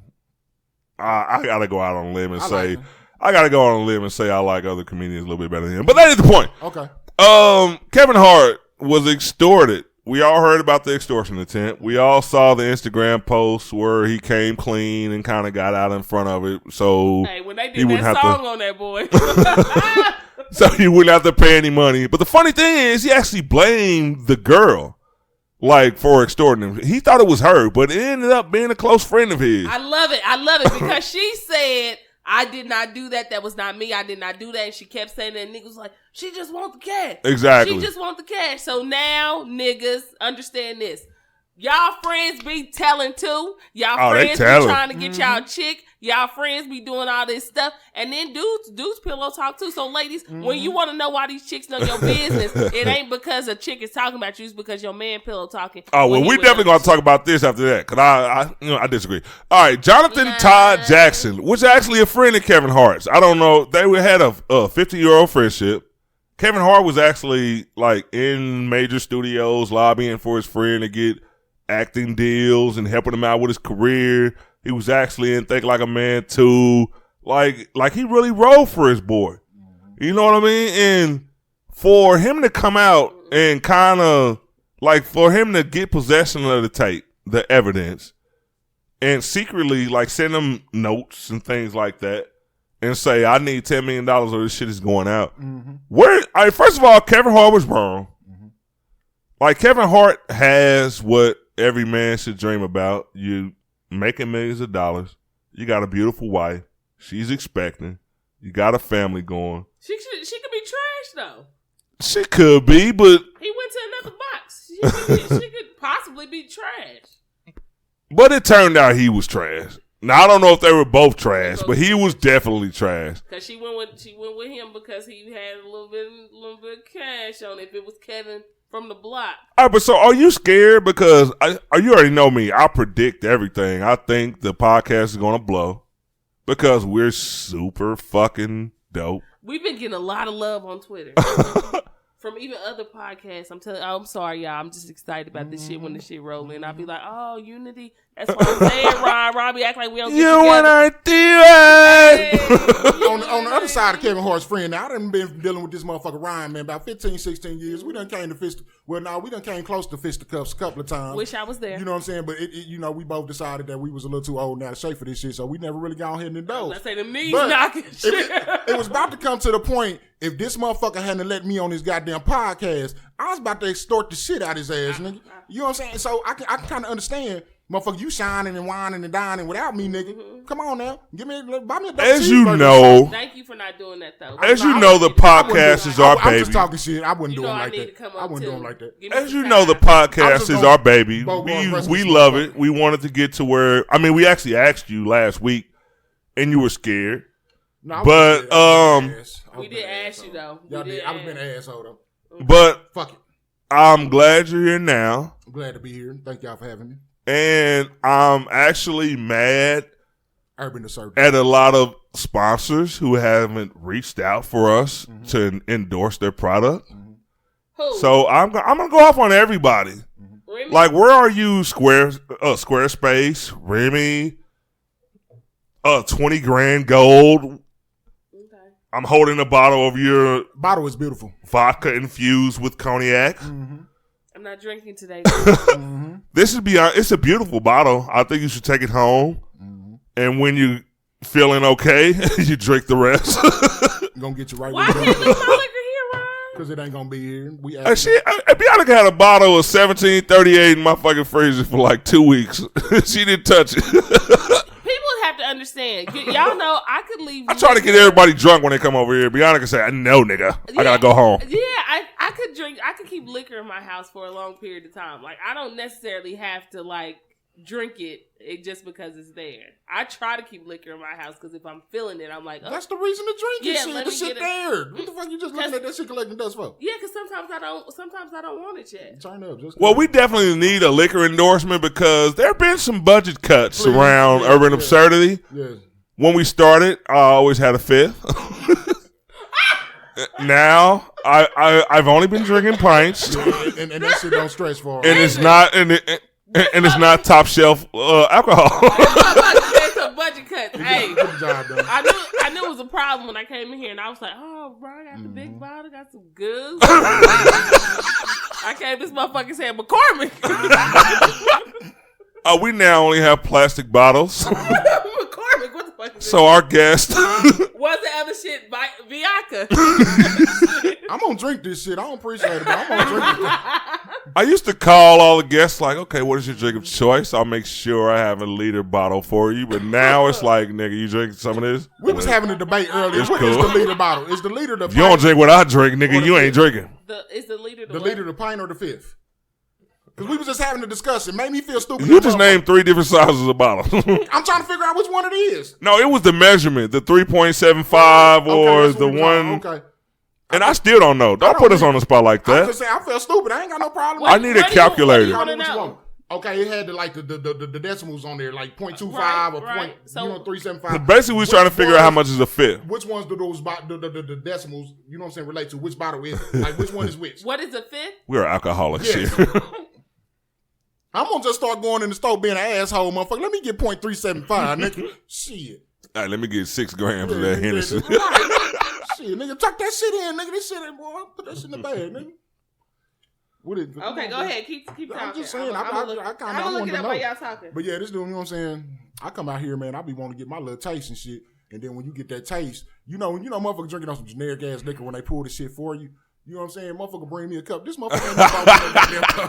Like, motherfucker, what the fuck is? It says a fifth Is what? is a 3.5. Okay, I need 3.5, motherfucker. Give me a 20, itch. Yep, it's a 3.5. You know the budget cuts are bad when you say, all right, you want a drink? All right, stay in here, nigga. I'll be right back. Stay right here, all right? You come in, it's already in a solo cup. The juice already in there. Don't go in the refrigerator. I don't want you to let the cool out. Pour my own shit. You ever heard a grandma say that? You letting all the cool out. Hell you doing? And you really thought too, like, damn, I'm letting all the cool out. Like, I wonder how much cool is in this refrigerator. And how long can I have it open to where it's still some cool left when I close this You actually motherfucker? see the cool coming out? they cut off. You can feel the cool. Your grandma be in the other room. I feel that cool. Who in that refrigerator?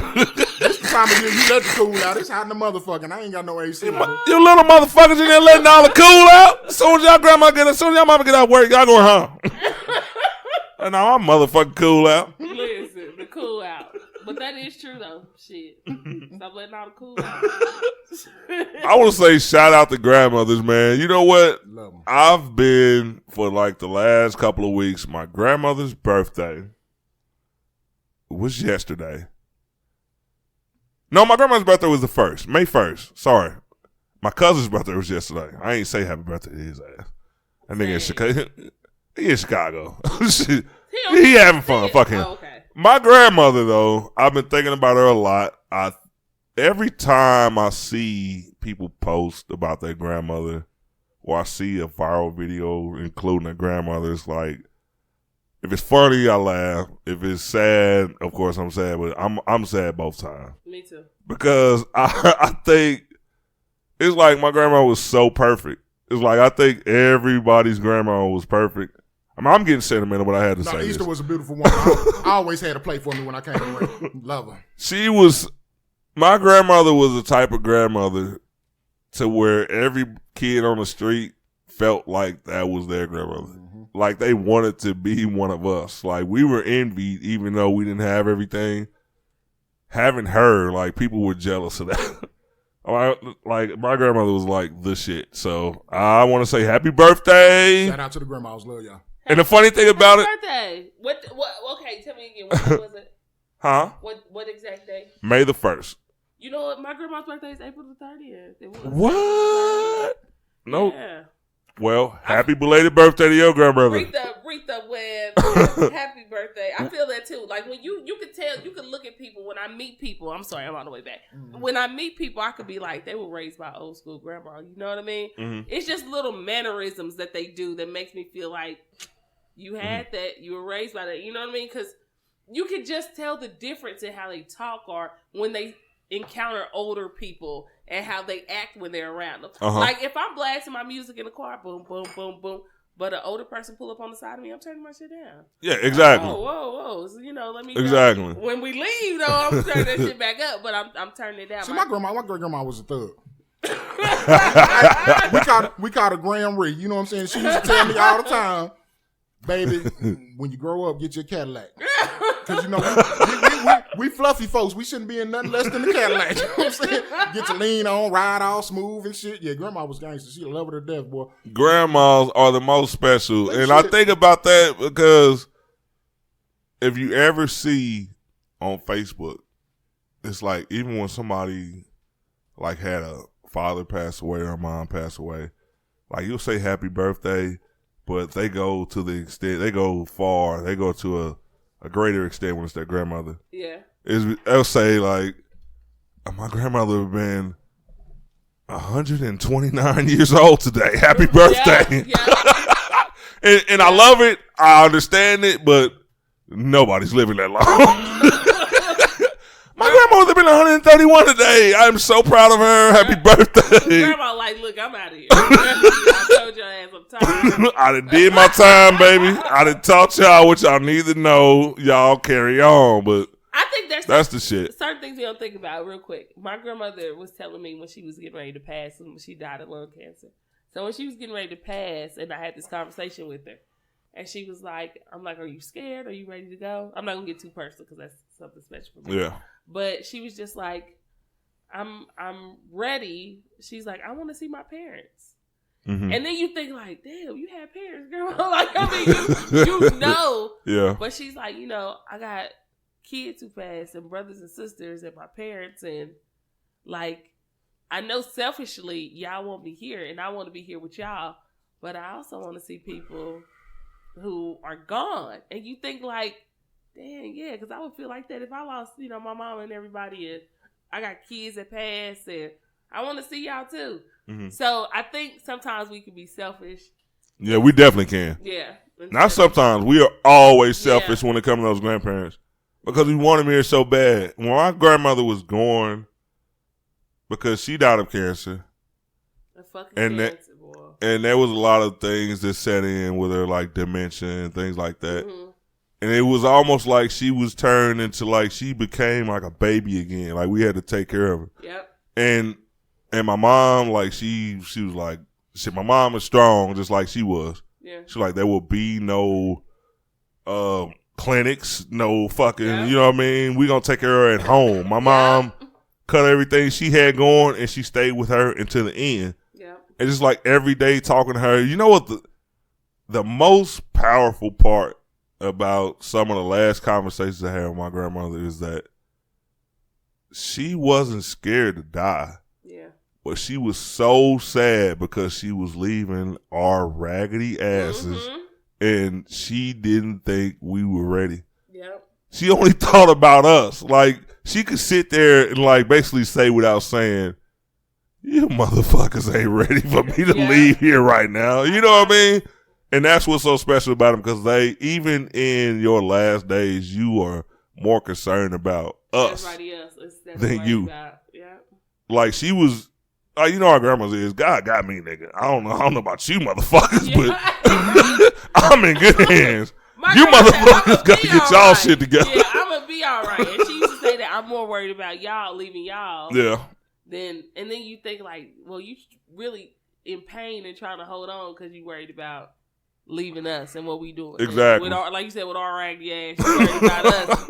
And you trying to, so shout out to grandmothers, man. Your grandmother, my grandma. Yes, make grandmothers. I heard it was a grandparents' day, but it's not big. We got to get that shit as big as Mother's Day. Father's Day don't get no love.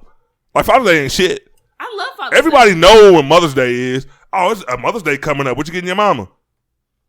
You walk up to somebody like, shit, ain't Father's Day coming up? I don't know. Let me, motherfuckers start looking on their phone. Let me Google when Father's Day is. Ain't no respect for that. So let's let Grandparents' Day be second. Ladies would get, I believe, ladies would give more for Father's Day if the giving didn't go as.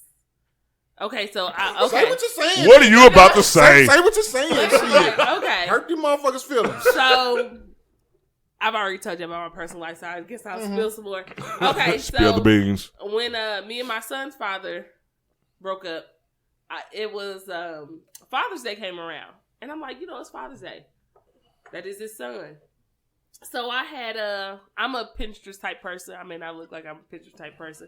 I get posters and glitter and shit and balloons and shit. So I had my son like do his finger, his handprint, footprint, right on the card, this big poster card or whatever, and got him some stuff. And I'm like, hey, I'll meet you somewhere, because I don't believe that comes to the house shit.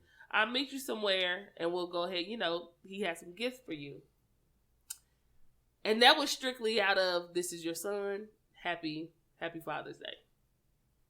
But I think it went as if I was trying to rekindle. I don't think it was going. Men always think y'all trying to rekindle. And that's why I be trying to say, people understand all females are not trying to. It's one of the, because my mom used to do it when it was Valentine's Day. We used to get gifts. Me and my brother. Yeah. We'll wake up like, oh, it's Valentine's Day. So hold on, let me ask you this. Before you got ready for that motherfucking meeting, for that what they call it, y'all know the fancy word. I be trying to use big words. But before you got ready for that rendezvous. You always do that, Mike. Did you put on your good panties and bras? What rendezvous? I mean, you say you were about to take your son to drop off the gifts and shit. You know what I'm saying? Did you smell your good perfume on? Was you smelling pretty, looking pretty? And I had just subconsciously, did you put on your good panties and drawers? Because you know what I'm saying? Because they don't do that for the baby daddy. You might have been. There was no need to. And gave him the sign. Something you did that made that motherfucker think that there's always a need for fresh underwear. You ain't get no you know what? Here's the thing. Sometimes when you do, I believe with anybody, it's kind of like, okay, y'all have never been somewhere and you say somebody, like you at the gas station and you see somebody looking and you be like, hi, how you doing? Mm-hmm. And then that person, you just said you wanted to fuck me. See, look, Mike is the type of person I'm talking about. Mike be like, shit. I really ain't like that, y'all. I'm just. Mike be like, hey, girl. She said, what's up? Like she. Nah, girl say, hey, how you doing to me? I say, ooh, she like my shit. Yeah, she so like my shit, baby. Which is why sometimes Father's Day, that is a little piece. That's like 20%. Mike, I don't know about the other 20% on why Father's Day isn't such a big deal. Y'all got to make it a big deal. Gotta make it a big deal. It's hard for a man to make, and like I said, I can't speak from experience. I don't have any kids, but for years and years, I've seen, like, okay, when Mother's Day comes, it's like, Mom, this is your day. You know I love you. You know I love you, Mama. Ooh. Queen of my heart. I can't hear no how. When it comes to Mother's Day, you wake up that morning like, Mom, today you don't have to lift a finger. You You don't do a thing. You sit in this recliner. Here are your new slippers.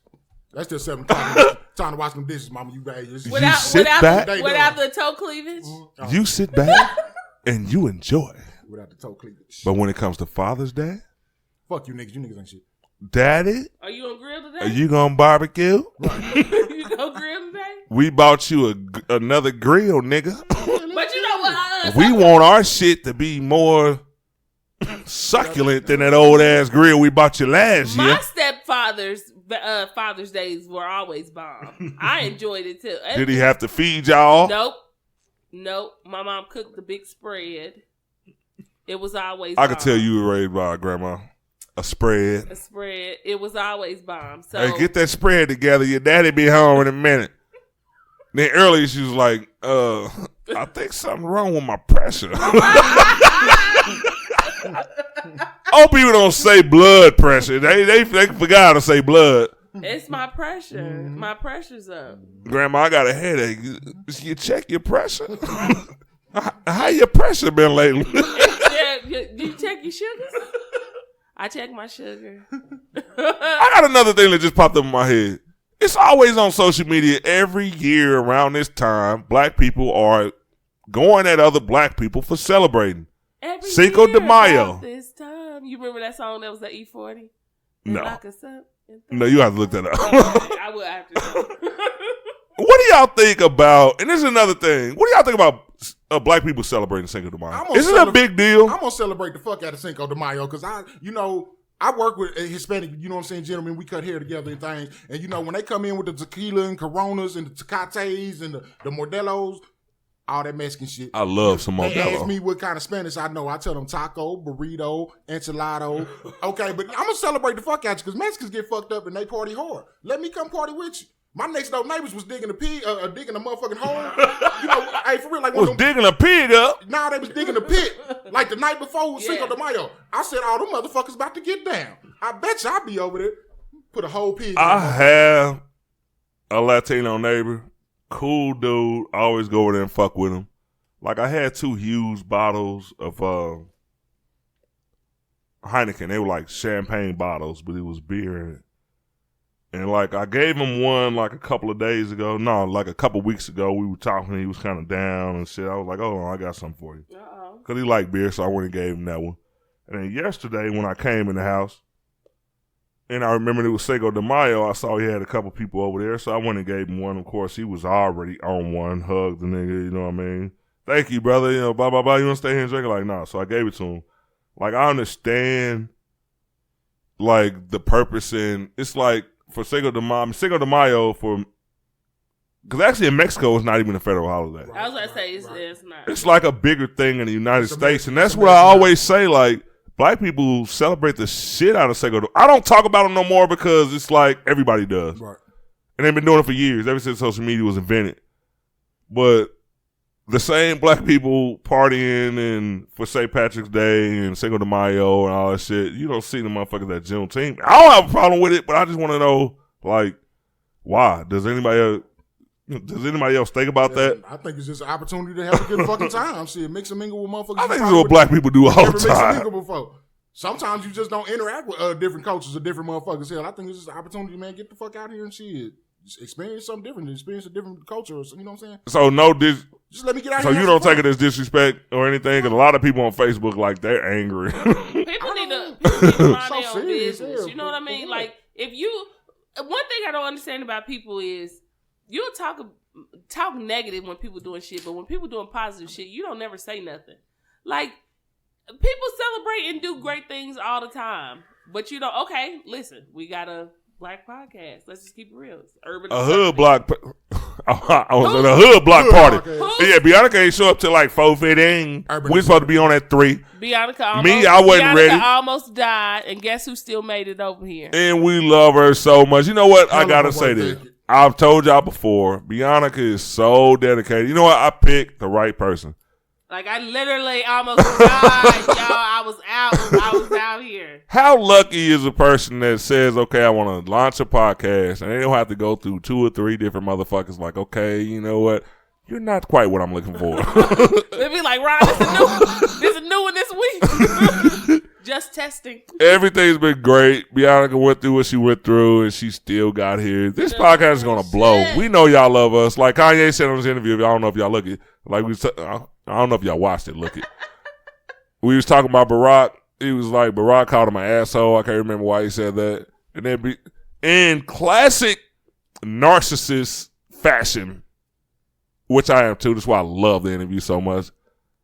Kanye was like, okay, when you were running for president, you had a conversation with me and my mom. You told me I'm your favorite artist. You played Touch the Sky during your inauguration, blah, blah, blah. But when you got on, you start messing with Jay-Z, Kendrick Lamar, blah, blah, blah. Kanye was like, instead of calling me a jackass, just tell me you love me. Just tell me you love me. Tell us y'all love us. Listen, Kanye was hurt about that. He was hurt because he was hanging out with Jay-Z, and he didn't like Jay-Z at the time. Because Jay-Z ain't letting Blue Ivy play with And I've spoke about that issue. That's fucked up.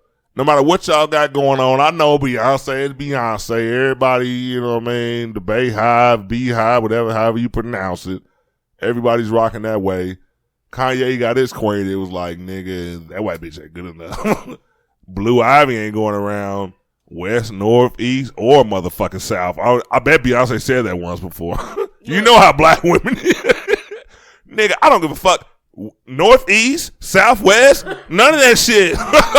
But you know what? She ain't going over there. But you have to think like this. The crazy part is Kelly Rowland got a kid, and I never hear about Kelly Rowland being like, we over here with Blue Ivy. Are we playing with them? Are we doing this? We doing that? Mm-hmm. Like, maybe it's not that big of a fucking deal to say. And then you have to look at people are a little more emotional. But no, you have to look at it like this too. So, I mean, just like you said, when we blow up, because we are, knock on wood, we're going to blow up. When we blow up, right? Sometimes people are with you. Like, when you got a mother like Kris Jenner, a part of you is kind of like, you're going to do anything for more publicity. Uh-huh. That ain't what I'm trying to do. I ain't trying to be on this shit. I'm not trying to, I'm just trying to chill with you and hang with you. Uh-huh. But when you got people who thinking like money, how can we make more money? How can we do this? How can we do this? Mm-hmm. Because whether you hate her or love them, Jay-Z and Beyonce, they breathe money. Mm-hmm. They cough money. It is what it is. Mm-hmm. So when you look at it like this, you would think business-wise, how can we make more money? And we don't even know if somehow that was a conversation one time and they didn't like how the conversation went. Like, yeah. I mean, but I would feel, if I actually cared 100% about that conversation, I would feel that Kanye and Jay-Z as friends would have had that conversation beforehand and Kanye could have just went along with it, or like not, as long as you bring it to the table. Like, don't just, okay, all right, we about to back away from you. I don't think you're going to act right. But Jay-Z on this level. That in his interview, they did. So they had that conversation? He had a conversation I respect with him. That then. And then he said he got mad because Kanye went on that, when he flipped out and went on that concert and was talking bad about them. Like, they didn't have that conversation. And then he said, and then you went at my wife, mm-hmm. which was automatically a problem for me. Because at the end of the day, I'm going to choose her. It was like, so I just said, hey. I can understand that. And I've been put in that situation. Like, a lot of people, like, they might not feel that you're looking down on them, but a lot of people the majority of people won't acknowledge this, but sometimes you can be friends with a couple and you feel like they're doing better than you, have a little more than you, and then all of a sudden,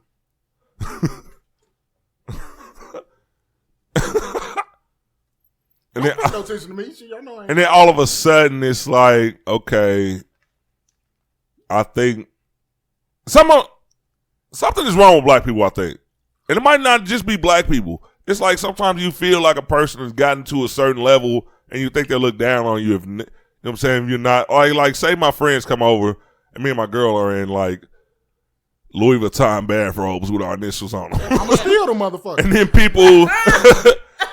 And then people come over like, oh, where's ours? Or we look down upon because this isn't what we do. Yeah. It's like, I think it was so much miscommunication in that friendship that it fucked it up. I think they should have talked more. Don't fuck the celebrity. I think Kanye's very emotional. He is, I like that. I'm that type of person. I think what? Oh, see, when me and all Ryan, geniuses are borderline crazy. I don't give a fuck what you're talking about. You can tell me I can't come over this motherfucker, nigga. I'm gonna be on the front porch when you wake the fuck up, nigga. I'm still coming over this motherfucker. Yeah, like, you know what I'm saying? My kids, nigga, goddamn shut the fuck up. My kids want to play with your kids, nigga. I don't get in this motherfucker and let them motherfuckers play. You gotta talk about it. Here's a racist joke. Do you know how Mexicans settle differences? I don't want to hear. Let me know. They talk about it. They talk about it. I'm not laughing at this. You gotta talk about it. Black people gotta become like everybody else. Now, I just think communication should have been the key. It's almost like a relationship. A friendship is no different. Communication. A friendship is no different. You should look. We should talk about it. We should talk about it. In no way, no. I think that was funny. Hey, look, my neighbor's Mexican. I can say that. Black people always think they. I have white friends. Hey, I had a Mexican in my house before. Hell no. Listen to this shit. Hey, I had 3 Mexicans on my house before. I counted all of their ass. It was 2 kids and a little adult. Nigga, fuck what y'all talking about. Hell no. What else happened? You know what? I got cocky this week. What'd you do? I didn't write too many topics. I was like, you know what? Me and Bianca could be killing this shit. We be killing this shit so hard. I ain't gotta write no motherfucking topics. If they want to know what we talking about, they go to urbanabsurdity.net. They'll tune into the podcast. We know what we doing. But right now, we probably got like 20 minutes of the show. I don't know what to say. Completely off the subject. Ryan and Bianca ain't shit. And I mean that in the nicest way possible. Wow. But I need y'all to come together. And y'all feel the energy that I brought to this show. I need y'all to petition these motherfuckers to bring me on as a co-host to the co-host, so y'all can enjoy this energy on a weekly basis. You know what I'm saying? Now, you know what the problem is, though? The problem is, I said, you look at me. Oh, shit. I'm going to look at you in that tone of voice. I sure the fuck did. The problem is that just say? like last time, we was like, come on, and you like, I'm just not feeling it. Yeah, because No, sometimes, it can't be no sometimes. Ryan always want to put me out when I get too live. You know what I'm saying? I get too live, Ryan put me out. He put you out now. Ryan on his best behavior. Yeah, I'm on my best behavior. Yeah. And you've actually been a good... He'd have put me out 20, 30 minutes ago. You know what I'm saying? I have never put you out of here. That nigga's a lying ass. I've actually went out of town and said, Mike, watch the house. You been in this motherfucker. And he told me the whole time I'm here. I don't know what you was doing in here. Off. Next time Ryan come leave the house, he gonna be like, I couldn't take my shoes check off. On the house. I'm here. The nigga didn't believe me. He didn't leave me no belongings. Yeah, the next couple times I went out of town, I didn't ask him again. He didn't let me come back because he said he said. Nah, I ain't gonna say what he said. I was about to say, what did I say? The nigga said some hurtful shit. The last time Mike House said, when I got back, it's like I'm real good with picking up on things. I went in the bathroom and took a piss when I got back, and I was like, I think Mike been here doing something he had no business doing. Taking a shit? Taking a shit. That's how weird this nigga is. He wasn't even here when I was shitting. Taking it right. The nigga made me go around the corner to take a shit, y'all. He was taking it. Was he using the restroom? I don't know what he was doing. He ain't supposed to do that shit. That nigga ain't shit, boy. He ain't shit. I don't know what he was doing. My shower curtain was sticky. You ain't gonna put that evil out. Shit, don't you put that evil out. Listen. This nigga will no longer house sit. I've been known to do a little something strange. What was you? Oh, you had fun. I do a little strange shit. Yeah, okay. You know, we had a whole motherfucking shindig up in this time. You know, I was out here flousing because you know when I got out, you know I had to do the forced motherfucking vacation, little extended stay. And, you know, when I got out, extended stay. But look, I come to this motherfucking house. He got big screens and he just balling. He living in Sedity and shit. You know what I'm saying? Like this nigga done changed. You know, like. You was like when I left, nigga. Yeah, you was hood. Now you know what I'm saying? Now you want to be all lifestyles of the rich and shameless and shit. Rubbing shit all in my face and shit. Like this nigga was so I'm like, I'm about to party. I'm about to floss. Like I'm out here living the life. I ain't living the life. You know what I'm saying? Want to floss like I wanted to act like I was. You know what I'm saying? But when my chicks came to my house, they was like, oh, no, nigga. This shit. This ain't it. But when they came over here, they was lavish. They took their shoes off here. No Ryan don't like this. Toe cleavage showing and shit.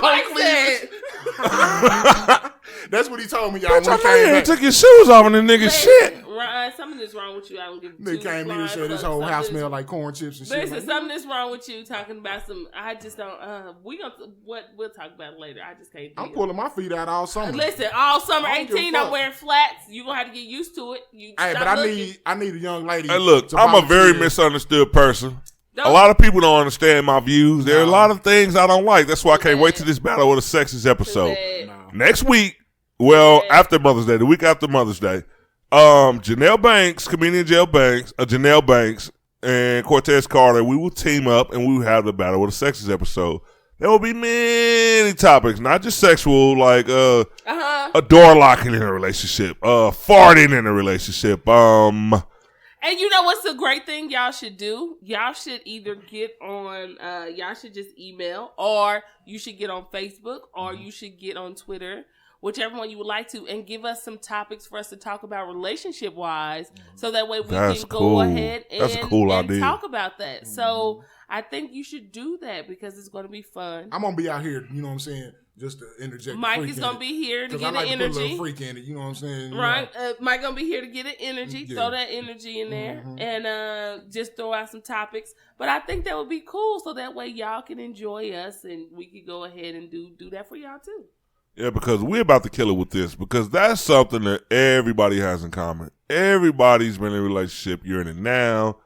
You cheated and fucked your relationship up. All types of shit. We want to talk about cheating. We want to talk about, even down to the Facebook shit, like, what's too much? Can you like a girl's pic with your relationship? Oh, I that's think you good. can, but you just can't put a love. And then when you see a chick that you might think is cute, can you log on her live? Should you click on a woman's live? See, I think it's better to wait until it's over, and then because nobody sees you coming in. Because they announce your appearance. I hate that, because the only part I hate that is because if I just jump in for a second and want to click out, stop telling people I was here, and they be like, "Why you didn't watch my video?" Fucking Exactly. Sneak in and stalk a motherfucker. You know what I'm and saying? shit. Hey, you ever logged into somebody's live and it was only one viewer and it was your ass, and then you hurry up and come back out? Motherfuckers like, I saw that nigga. I synced you, nigga. You logged in and you logged out. Why? What's up with that? We ain't cool. No, nigga. I got a woman at the house. I can't be watching your live and I'm the only one on there. I just want to get in and I want to see, and then I want to get out. Like, what's wrong with that? What's wrong with? Because sometimes I don't like when Facebook alerts me that somebody's going live and it be some stupid shit. I hate that shit. And I'm not trying to say don't do your thing, but here's the thing: you don't have to go live. There is Snapchat, there is IG video, there are so many things that you could use. You don't necessarily, but again, that's just my opinion. But I just don't want to be alerted for you going live because you just like had just over some stupid ass shit. Like, just don't do it. Take a picture or a quick video and just upload and do that. Stop alerting me for the dumb shit. I saw, I know everybody got the notification. Mark Zuckerberg was live last week at like some conference for Facebook. Yeah. They are announcing that they're adding like a dating site dimension to Facebook. Why? It's already bad enough. I was just about to say, Mark Zuckerberg is a genius, but one thing he doesn't know is that, nigga, we done already fucked everybody. You know what? That's just to get our minds. That's just a distraction to get our minds off the fact that niggas sold our information. Because, well, I know that because I was watching Hulu, my shows, and I don't pay for the full Hulu. Sprint does, so I get to get commercials. So in the commercials, Facebook now has a commercial, and it's saying that now they have more security. Where I've you don't seen have those to worry commercials. about people still. And then I'm like, this is so funny that this came after the conference because you was selling our fucking information. So if you got them phone calls and them emails, you wonder where you got that shit from. Facebook. Motherfucker that bought mine gonna be disappointed. Nigga, don't try to use it, nigga, till 2020.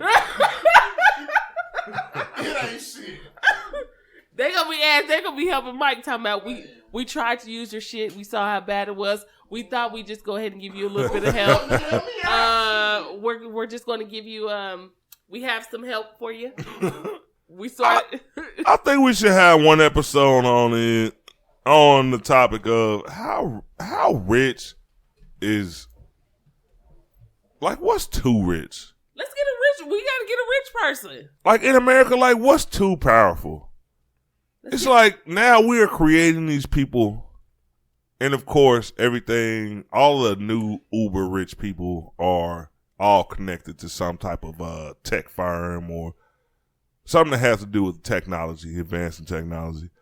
When I read that the owner of Amazon, and I'm not an Amazon freak, I know a lot of people are. I love Amazon. But do you shout out to Prime? Do you realize how much money you've made, Jeff Bezos? This motherfucker is worth $130 billion. Did you see the picture of him? Billion. Did you see the picture of him when he first opened Amazon? I didn't. Okay, so he had a room because it was like, when people don't believe in your dream, when people don't believe in your dream, do not stop. It was a room, like a little bedroom, and he had like this computer, just an old ass computer, and it was old ass desktop. But it wasn't old time, like it's probably the only thing he could afford. He had a little band, a regular band that said Amazon on it, like it was like a shitty, like you would walk in and be like, I'm not doing business here, like this is crazy. But that's how he started out, and then to see where he is now. I'm gonna post that picture. I'm gonna post it. I want to see that picture. I need you to share it so I can get my likes up. Okay. You know what? I want to see that picture. And one thing I gotta say is that is the American dream right there. Yeah. Like going from a room to, like, first of all, this nigga's warehouse are fucking huge. Yeah. Like, Coca-Cola ain't got shit on this nigga's warehouse. This motherfucker got like 1,000 employees a shift.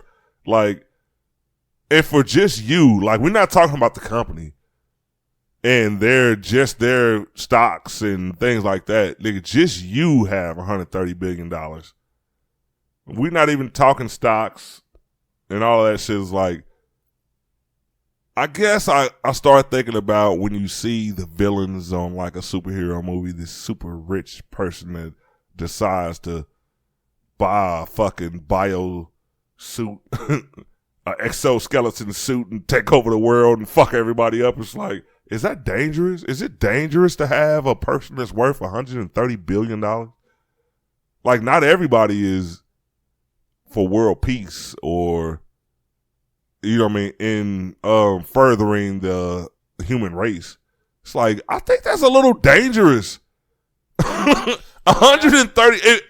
Trust me, you would not want me to have $130 billion. But just think, even though he has all the money, just think about all the other bullshit he probably has to put up with too. Like, owning the company ain't just like, I'm making money and this is great. That's like, a big part of it. I mean, but look at Mark. Shit, look at Zuckerberg. That boy finally got in trouble, and when he was out there, he was sweating bullets. Yeah, like you can't tell me even when he he thought his podcast was gonna go to jail. Listen, I wanted to tag Ron. Ron, look at your boy. Look at your boy. I wanted that nigga to get locked up. My motherfucking page was blocked for like 30 days. Get that nigga 30 days shock time. Send that nigga to jail. Your little $40-50 billion ass. You sold all that information you did it knowingly. You fucking, I hope they find him guilty of, what do they call it? No, I doubt they will. Because he wasn't. I mean, but if he didn't tell the whole truth in that deposition, what do they call it when you lie in court? He did not. They did not. On the questions that he didn't answer truthfully, he kind of passed on them. Like, okay, what he said was, that motherfucker had a good lawyer. They told him that he could, some of these things, because he says what they always say when they're in Enron. That's what they did.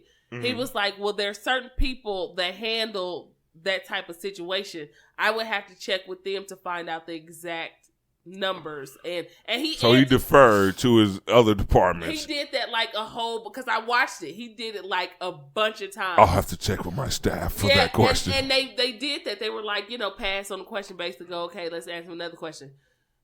Because he was in what do you say? What did they I don't think he lied. I think he passed. on it. Lock his ass up. I want that nigga's hand. Lock his ass up, rich motherfucker. That fool said, I want that nigga gone. Shit, I'm like, right. It was 30. You was locked out for 30 days. 30 days. And you know what? And the craziest part, I said this before, people don't realize how dependent on social media they are for, like, just their daily activities. Wow. Wow. Is that him at the desk? Yep. I let Ron see this picture. Don't swipe left, nigga. Mm-hmm. No. Okay. Let me swipe left. Look at mine. No, it's not on there. It's just. It's I ain't gonna do it. No, you can look. I stalk the shit out of motherfuckers. I'm telling you, I see something you don't want me to see, but I see something I see. I'm telling you. All right now. This like, is. I'm telling you, all in the bushes. No, my big ass don't need to be in no bushes. Call the ambulance. Like, this is it. Get me about this thing. One reason this pick is inspiring because as someone who's trying to get something off the ground, you look at this and you look at, like, Amazon's the biggest company in the world right now. And look how it looked in that. And this man is sitting in a closet with windows, basically. We're going to share the picture. So you a closet with windows. Yeah, it's a little room. And this was in 1999. It says, next time you want to give up, think of this. Real shit. This motherfucker got an old-ass table. All types of shit plugged up. This nigga power strip is dangerously overloaded. Mm-hmm. But now that boy got built-in outlets. Now this motherfucker has warehouses the sizes of small cities. He's bussing employees in. It's like, that's what's up. That's what's up. That's what we strive to be right there. Yeah. Oh yeah. So make sure you go ahead and start that up. I'm sharing it right now. You know what I mean? What else do we have? Do we have anything else? Even though we're in over 2 hours, they're tired of us now. I think they're tired. They love us. They love you more than me. You know what? They love you too. No, they don't love me. My supervisor came and told me the other day about the Bill Cosby subject. He was like, you know what? You had a good point about Bill Cosby. I was like, I see you still listening. He was like, but then she checked your ass. I'm like, dude. Y'all listen. Why would you say that? I do not check Ron. Yes, please. she does. Y'all know that shit. No, I do not. I do not check you. She checked the shit out of me. I chose a stance on that topic, and she was like, basically, like, look at it like this. Say if that was one of your nieces, your auntie, your grandma, your daughter, your mama, your anybody female in your family, how would you look at Bill Cosby and his conviction at 80 years old? And then, of course, I didn't have no other choice but to say, yeah, I want him to lock his ass up. So my 5-minute retort meant nothing. You know what? Here's I need to stop saying here's the thing, y'all, but that's my favorite. Cortez be on your ass. Do. You know what? Here's the thing. He does. But okay. I just hate when people say that when it comes to something so serious. It's because rape is serious. It's a serious thing. And I think, and me having a son, I also don't like when people say, well, you got to watch your daughters. Like, you ain't got to watch your sons. Because I agree with that. I feel like a lot of things will happen to boys because people don't. A boy is not going to want to tell because his masculinity. Mm-hmm. He's not going to want to tell because he's like, they're like, if you tell, people may look at you this way. Mm-hmm. So you're more amped to keep a secret when something like that happens than a girl would be like, I just need to tell. I need to tell because I see a lot of people telling when they have stories like that. So watch your sons too, because I be damned with mine. I don't give my son don't go nope. I can't trust you. And I checked this kid, so I can't trust you because whoever he was with last, I'm going to jail. I'll be like, Ron, hook up the I know it's gonna sound a little funny with my jail call, but we can do it. We can do the show for an hour. I only got 10 more years. Hold it down. As soon as I get we gonna keep this shit cracking. Trust me. I'm a loyal person. You came in when I needed you. We kicked this shit off. And I've said this a few times, but this podcast has been the shit, including her. So if she got locked up, we still gonna keep this shit going. I'm like, right, I'm calling at 7, but Cal gonna be early tonight, so go ahead. I'm gonna make sure your calling cards are fully stocked. and we gonna piece together a show every motherfucking week. Listen, I mean, You might have to get into a fight because you always on that phone. now, you know what? They gonna respect because they be like, you really trying to get out here. I'll be like, and when I get out here, you know I'm holding you down. I'm gonna go get the Urban Absurdity tattoo. With a guard leave for the hour. I'm gonna go be like, hurry up, dude, and spell it right because I know I wrote it down. Oh yeah, you gonna have to get that nigga a piece of paper. That shit gotta be written on it. That fuck gonna say Uber Absurdity. Like, he tried though. You don't want to have no regrets on your shit. I be like, he tried though. All I gotta do is get that part covered. But no, seriously, I would go to jail for mine. But I just hate when people will look at somebody and they're like, he looks good or he has money. Why would he need to do that? Because that's like the safe thing. And if you had women in your family say, no, this person really hurt me, would you look at it differently because you like, damn, I know my sister wouldn't lie. Or I know my auntie or I know my little cousin wouldn't lie. Like that person really So did she gonna check me again. No, I'm saying that for anybody. Now, do bitches lie? I mean, I straddle the fence. Do bitches lie? Yes, they do. Because, again, I have a son. So I don't want nobody to be like, well, he did this and he didn't. I mean, if he did, shit, it's going to be a problem. But if he didn't and you lying on my kid, that's also going to be a problem. Which is why I say, baby, make sure you record everything. I need you to have them sign. Mommy doesn't want you to do it when you get older anyway. But you're going to. So you make them sign that notice. You're going to have to print up some paperwork. You're going to have something for that female to sign. You make sure he gives it to him. That's how me and my girl are in the process of having kids. We old. Look, bitch, we going to sign for the first kiss. We going to sign for the first sexual act. If you give me head, you got to sign off on it. I agree to this. This is what I wanted. Hey, bitch, sign your name on the dotted line. Y'all don't remember that one? Don't know that one. Oh my God, yo, come on. she is way ahead of us in the music before industry. they put me up out of here though, because it's coming. Y'all look me up on Facebook, Mike Taylor. Mike. Look up my page, like my page, Taylor Made Cuts, capital TAYLOR, capital MADE, capital KUTZ. On Instagram, I am Big Boy Cuts, capital BIG, capital BOI, capital KUTZ. Thank you. Damn, did this nigga practice this shit? I'm just fly like that, baby. I remember that nigga that stuttered on. Remember that nigga that stuttered on Thin Line Between Love and Hate? They was like, damn, does the liquor make the nigga talk better around this motherfucker? Boy, look, got that super juice in me. Y'all watch out. He was spelling hella fast. I'm out here. Mike gonna be on the new album, The Juice Is Loose. It's still coming. I just been having so much juice.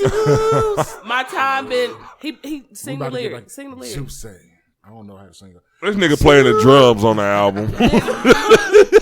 But you gonna know it's him. We still coming out. We still popping. Y'all gotta like, share. Shout out to everybody who's supporting the podcast. I have to say that for like it is jumping. And every time Ryan calls me when he feels like I'm not into, and I am, but every time Ryan calls me, it's like a kid in the candy store. Like, hey, look.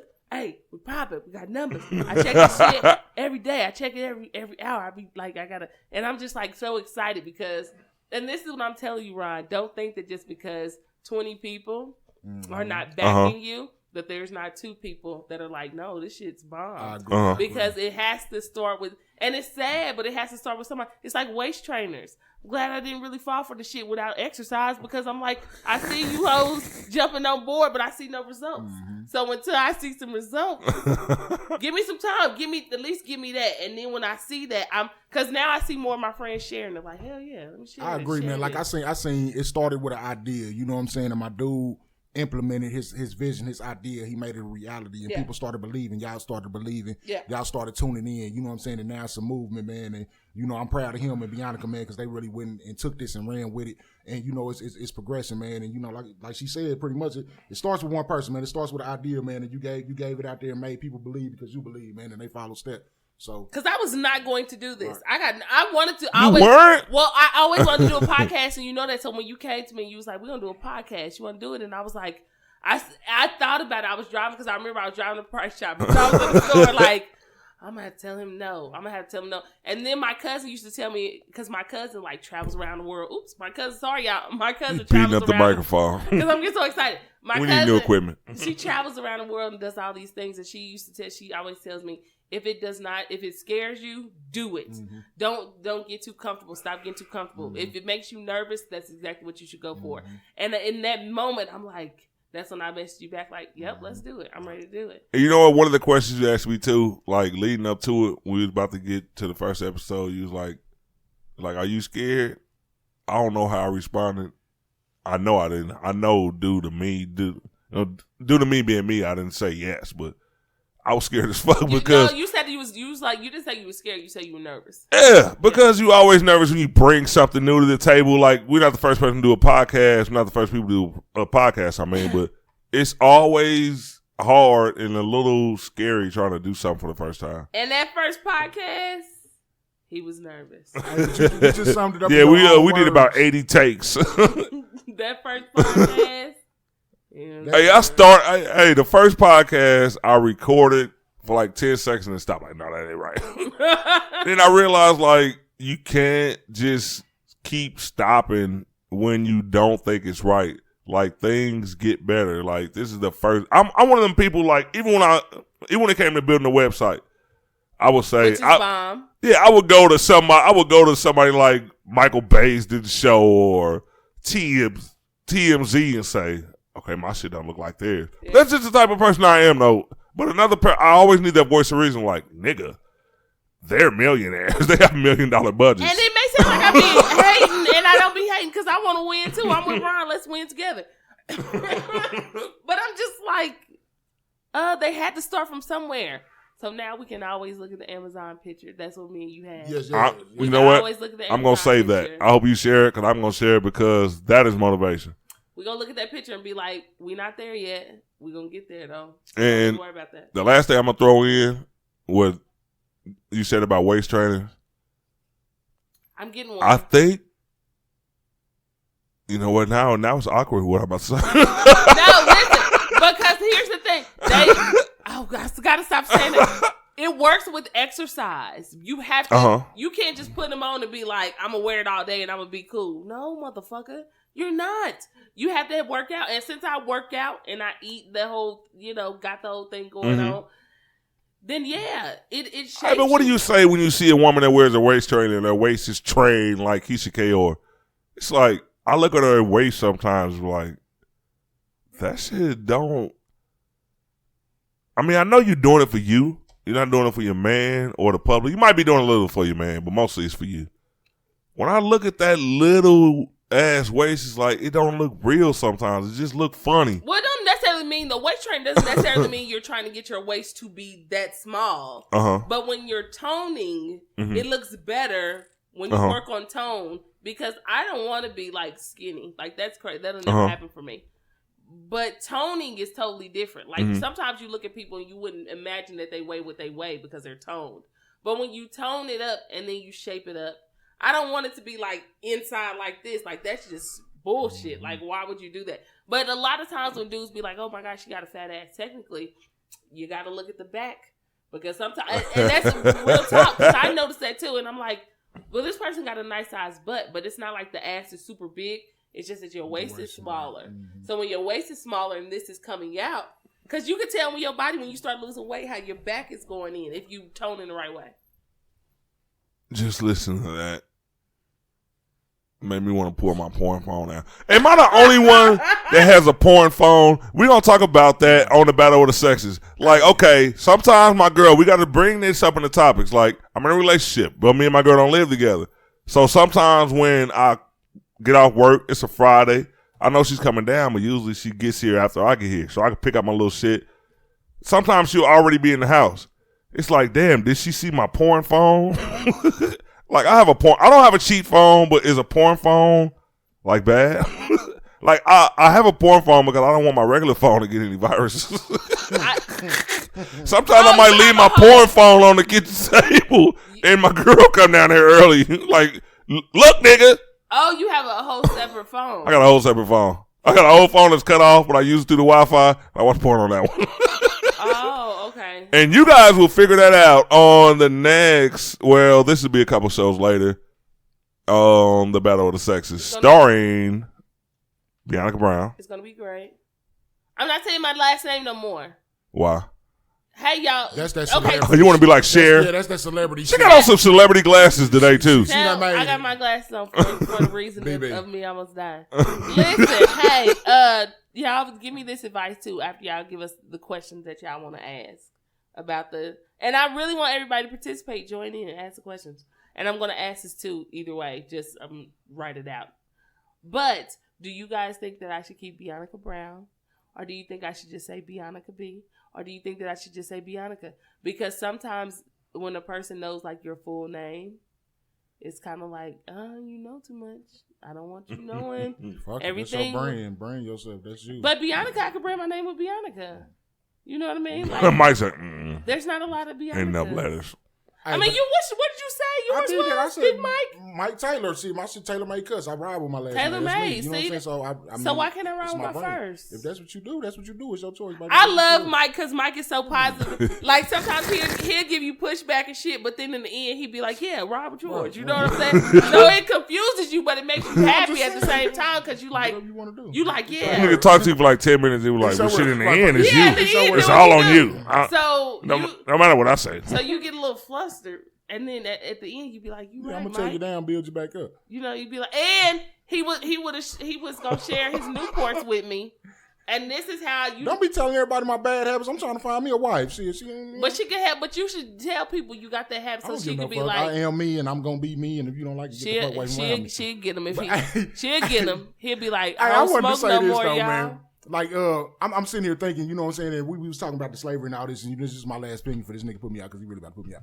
But I think, like, you know what I'm saying? What I took is dream. Dream your dream, and don't worry about what nobody else fucking feel or think or say about your dream. If you feel so finely or highly, you know what I'm saying, about your dream, and that's your dream, that's your vision, live it, do it. You know what I'm saying? It don't matter if nobody supports you or nothing. Just live your motherfucking dream, and at least, you know what I'm saying, at the end of the day, you know, you say you gave your all for doing what the fuck you wanted to do and believing in what you wanted to believe in. And it don't matter with nobody else. You know what I'm saying? It don't matter if a motherfucker support you, man. Live your life, bro. Live your dream. You know what I'm saying? And if the shit's real and if the shit's worth it, bro, we gonna ride with you. I don't like you. Can't stand you most of the times, nigga. You know what I'm saying? But nigga, if you call me, I'm here. You know what I'm saying? Because I believe in you, nigga. You know what I'm saying? I see the work in the forethought and the, you know what I'm saying? Just the drive that you have and everything you put in your dream. So I'm gonna ride with you. Your dream is your dream. And it don't matter if don't no motherfucking body else see the same vision you see. Man, live your motherfucking life. And once you get to doing it and your actions is speaking louder than your words, that's what I'm gonna listen to you. Fuck, you can tell me what you want to tell me, but what you showing me, that's when I'm gonna believe in you and I'm gonna ride with you. So live your dream, man. Dream big, man, and live that shit.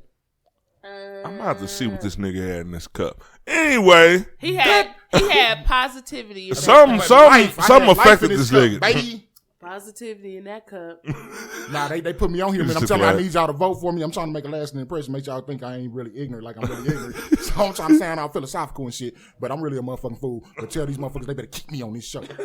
I'm gonna stort these motherfuckers. I would love to keep on the show. We didn't talk about a couple of extortion topics that I had, but we have to save that because we are almost 2.5 hours in. Like, we gotta go, y'all. Yeah, we gotta go. We do have Thank y'all for having too. me, man. Urban Absurdity, man. Watch it, listen to it, check it out, man. Keep watching them rise, man. He had a big smile on his face. Yes. I'm here, baby. For everybody, you're already Mama, listening. I made it. And we about to make it too. Hey, for everybody listening, thanks for listening. Check out urbanabsurdity.net. Bianca hasn't blogged yet, but we'll wait on her. And don't wait for me for a minute. I'm trying to get this Twitter popping. You should. Oh, you know what? I forgot about that. So yeah, focus on that. I'll get this website rolling. Hey, we trying to build from the ground up. You know what I mean? We like a barbershop with one fucking customer right now. But eventually we will get this on. I'm poking my feet out at Ron. I'm about to say Bianca could just kick back, put her head. Hey, you know what? Stop toe cleavage. That's my next movement. We'll see y'all later.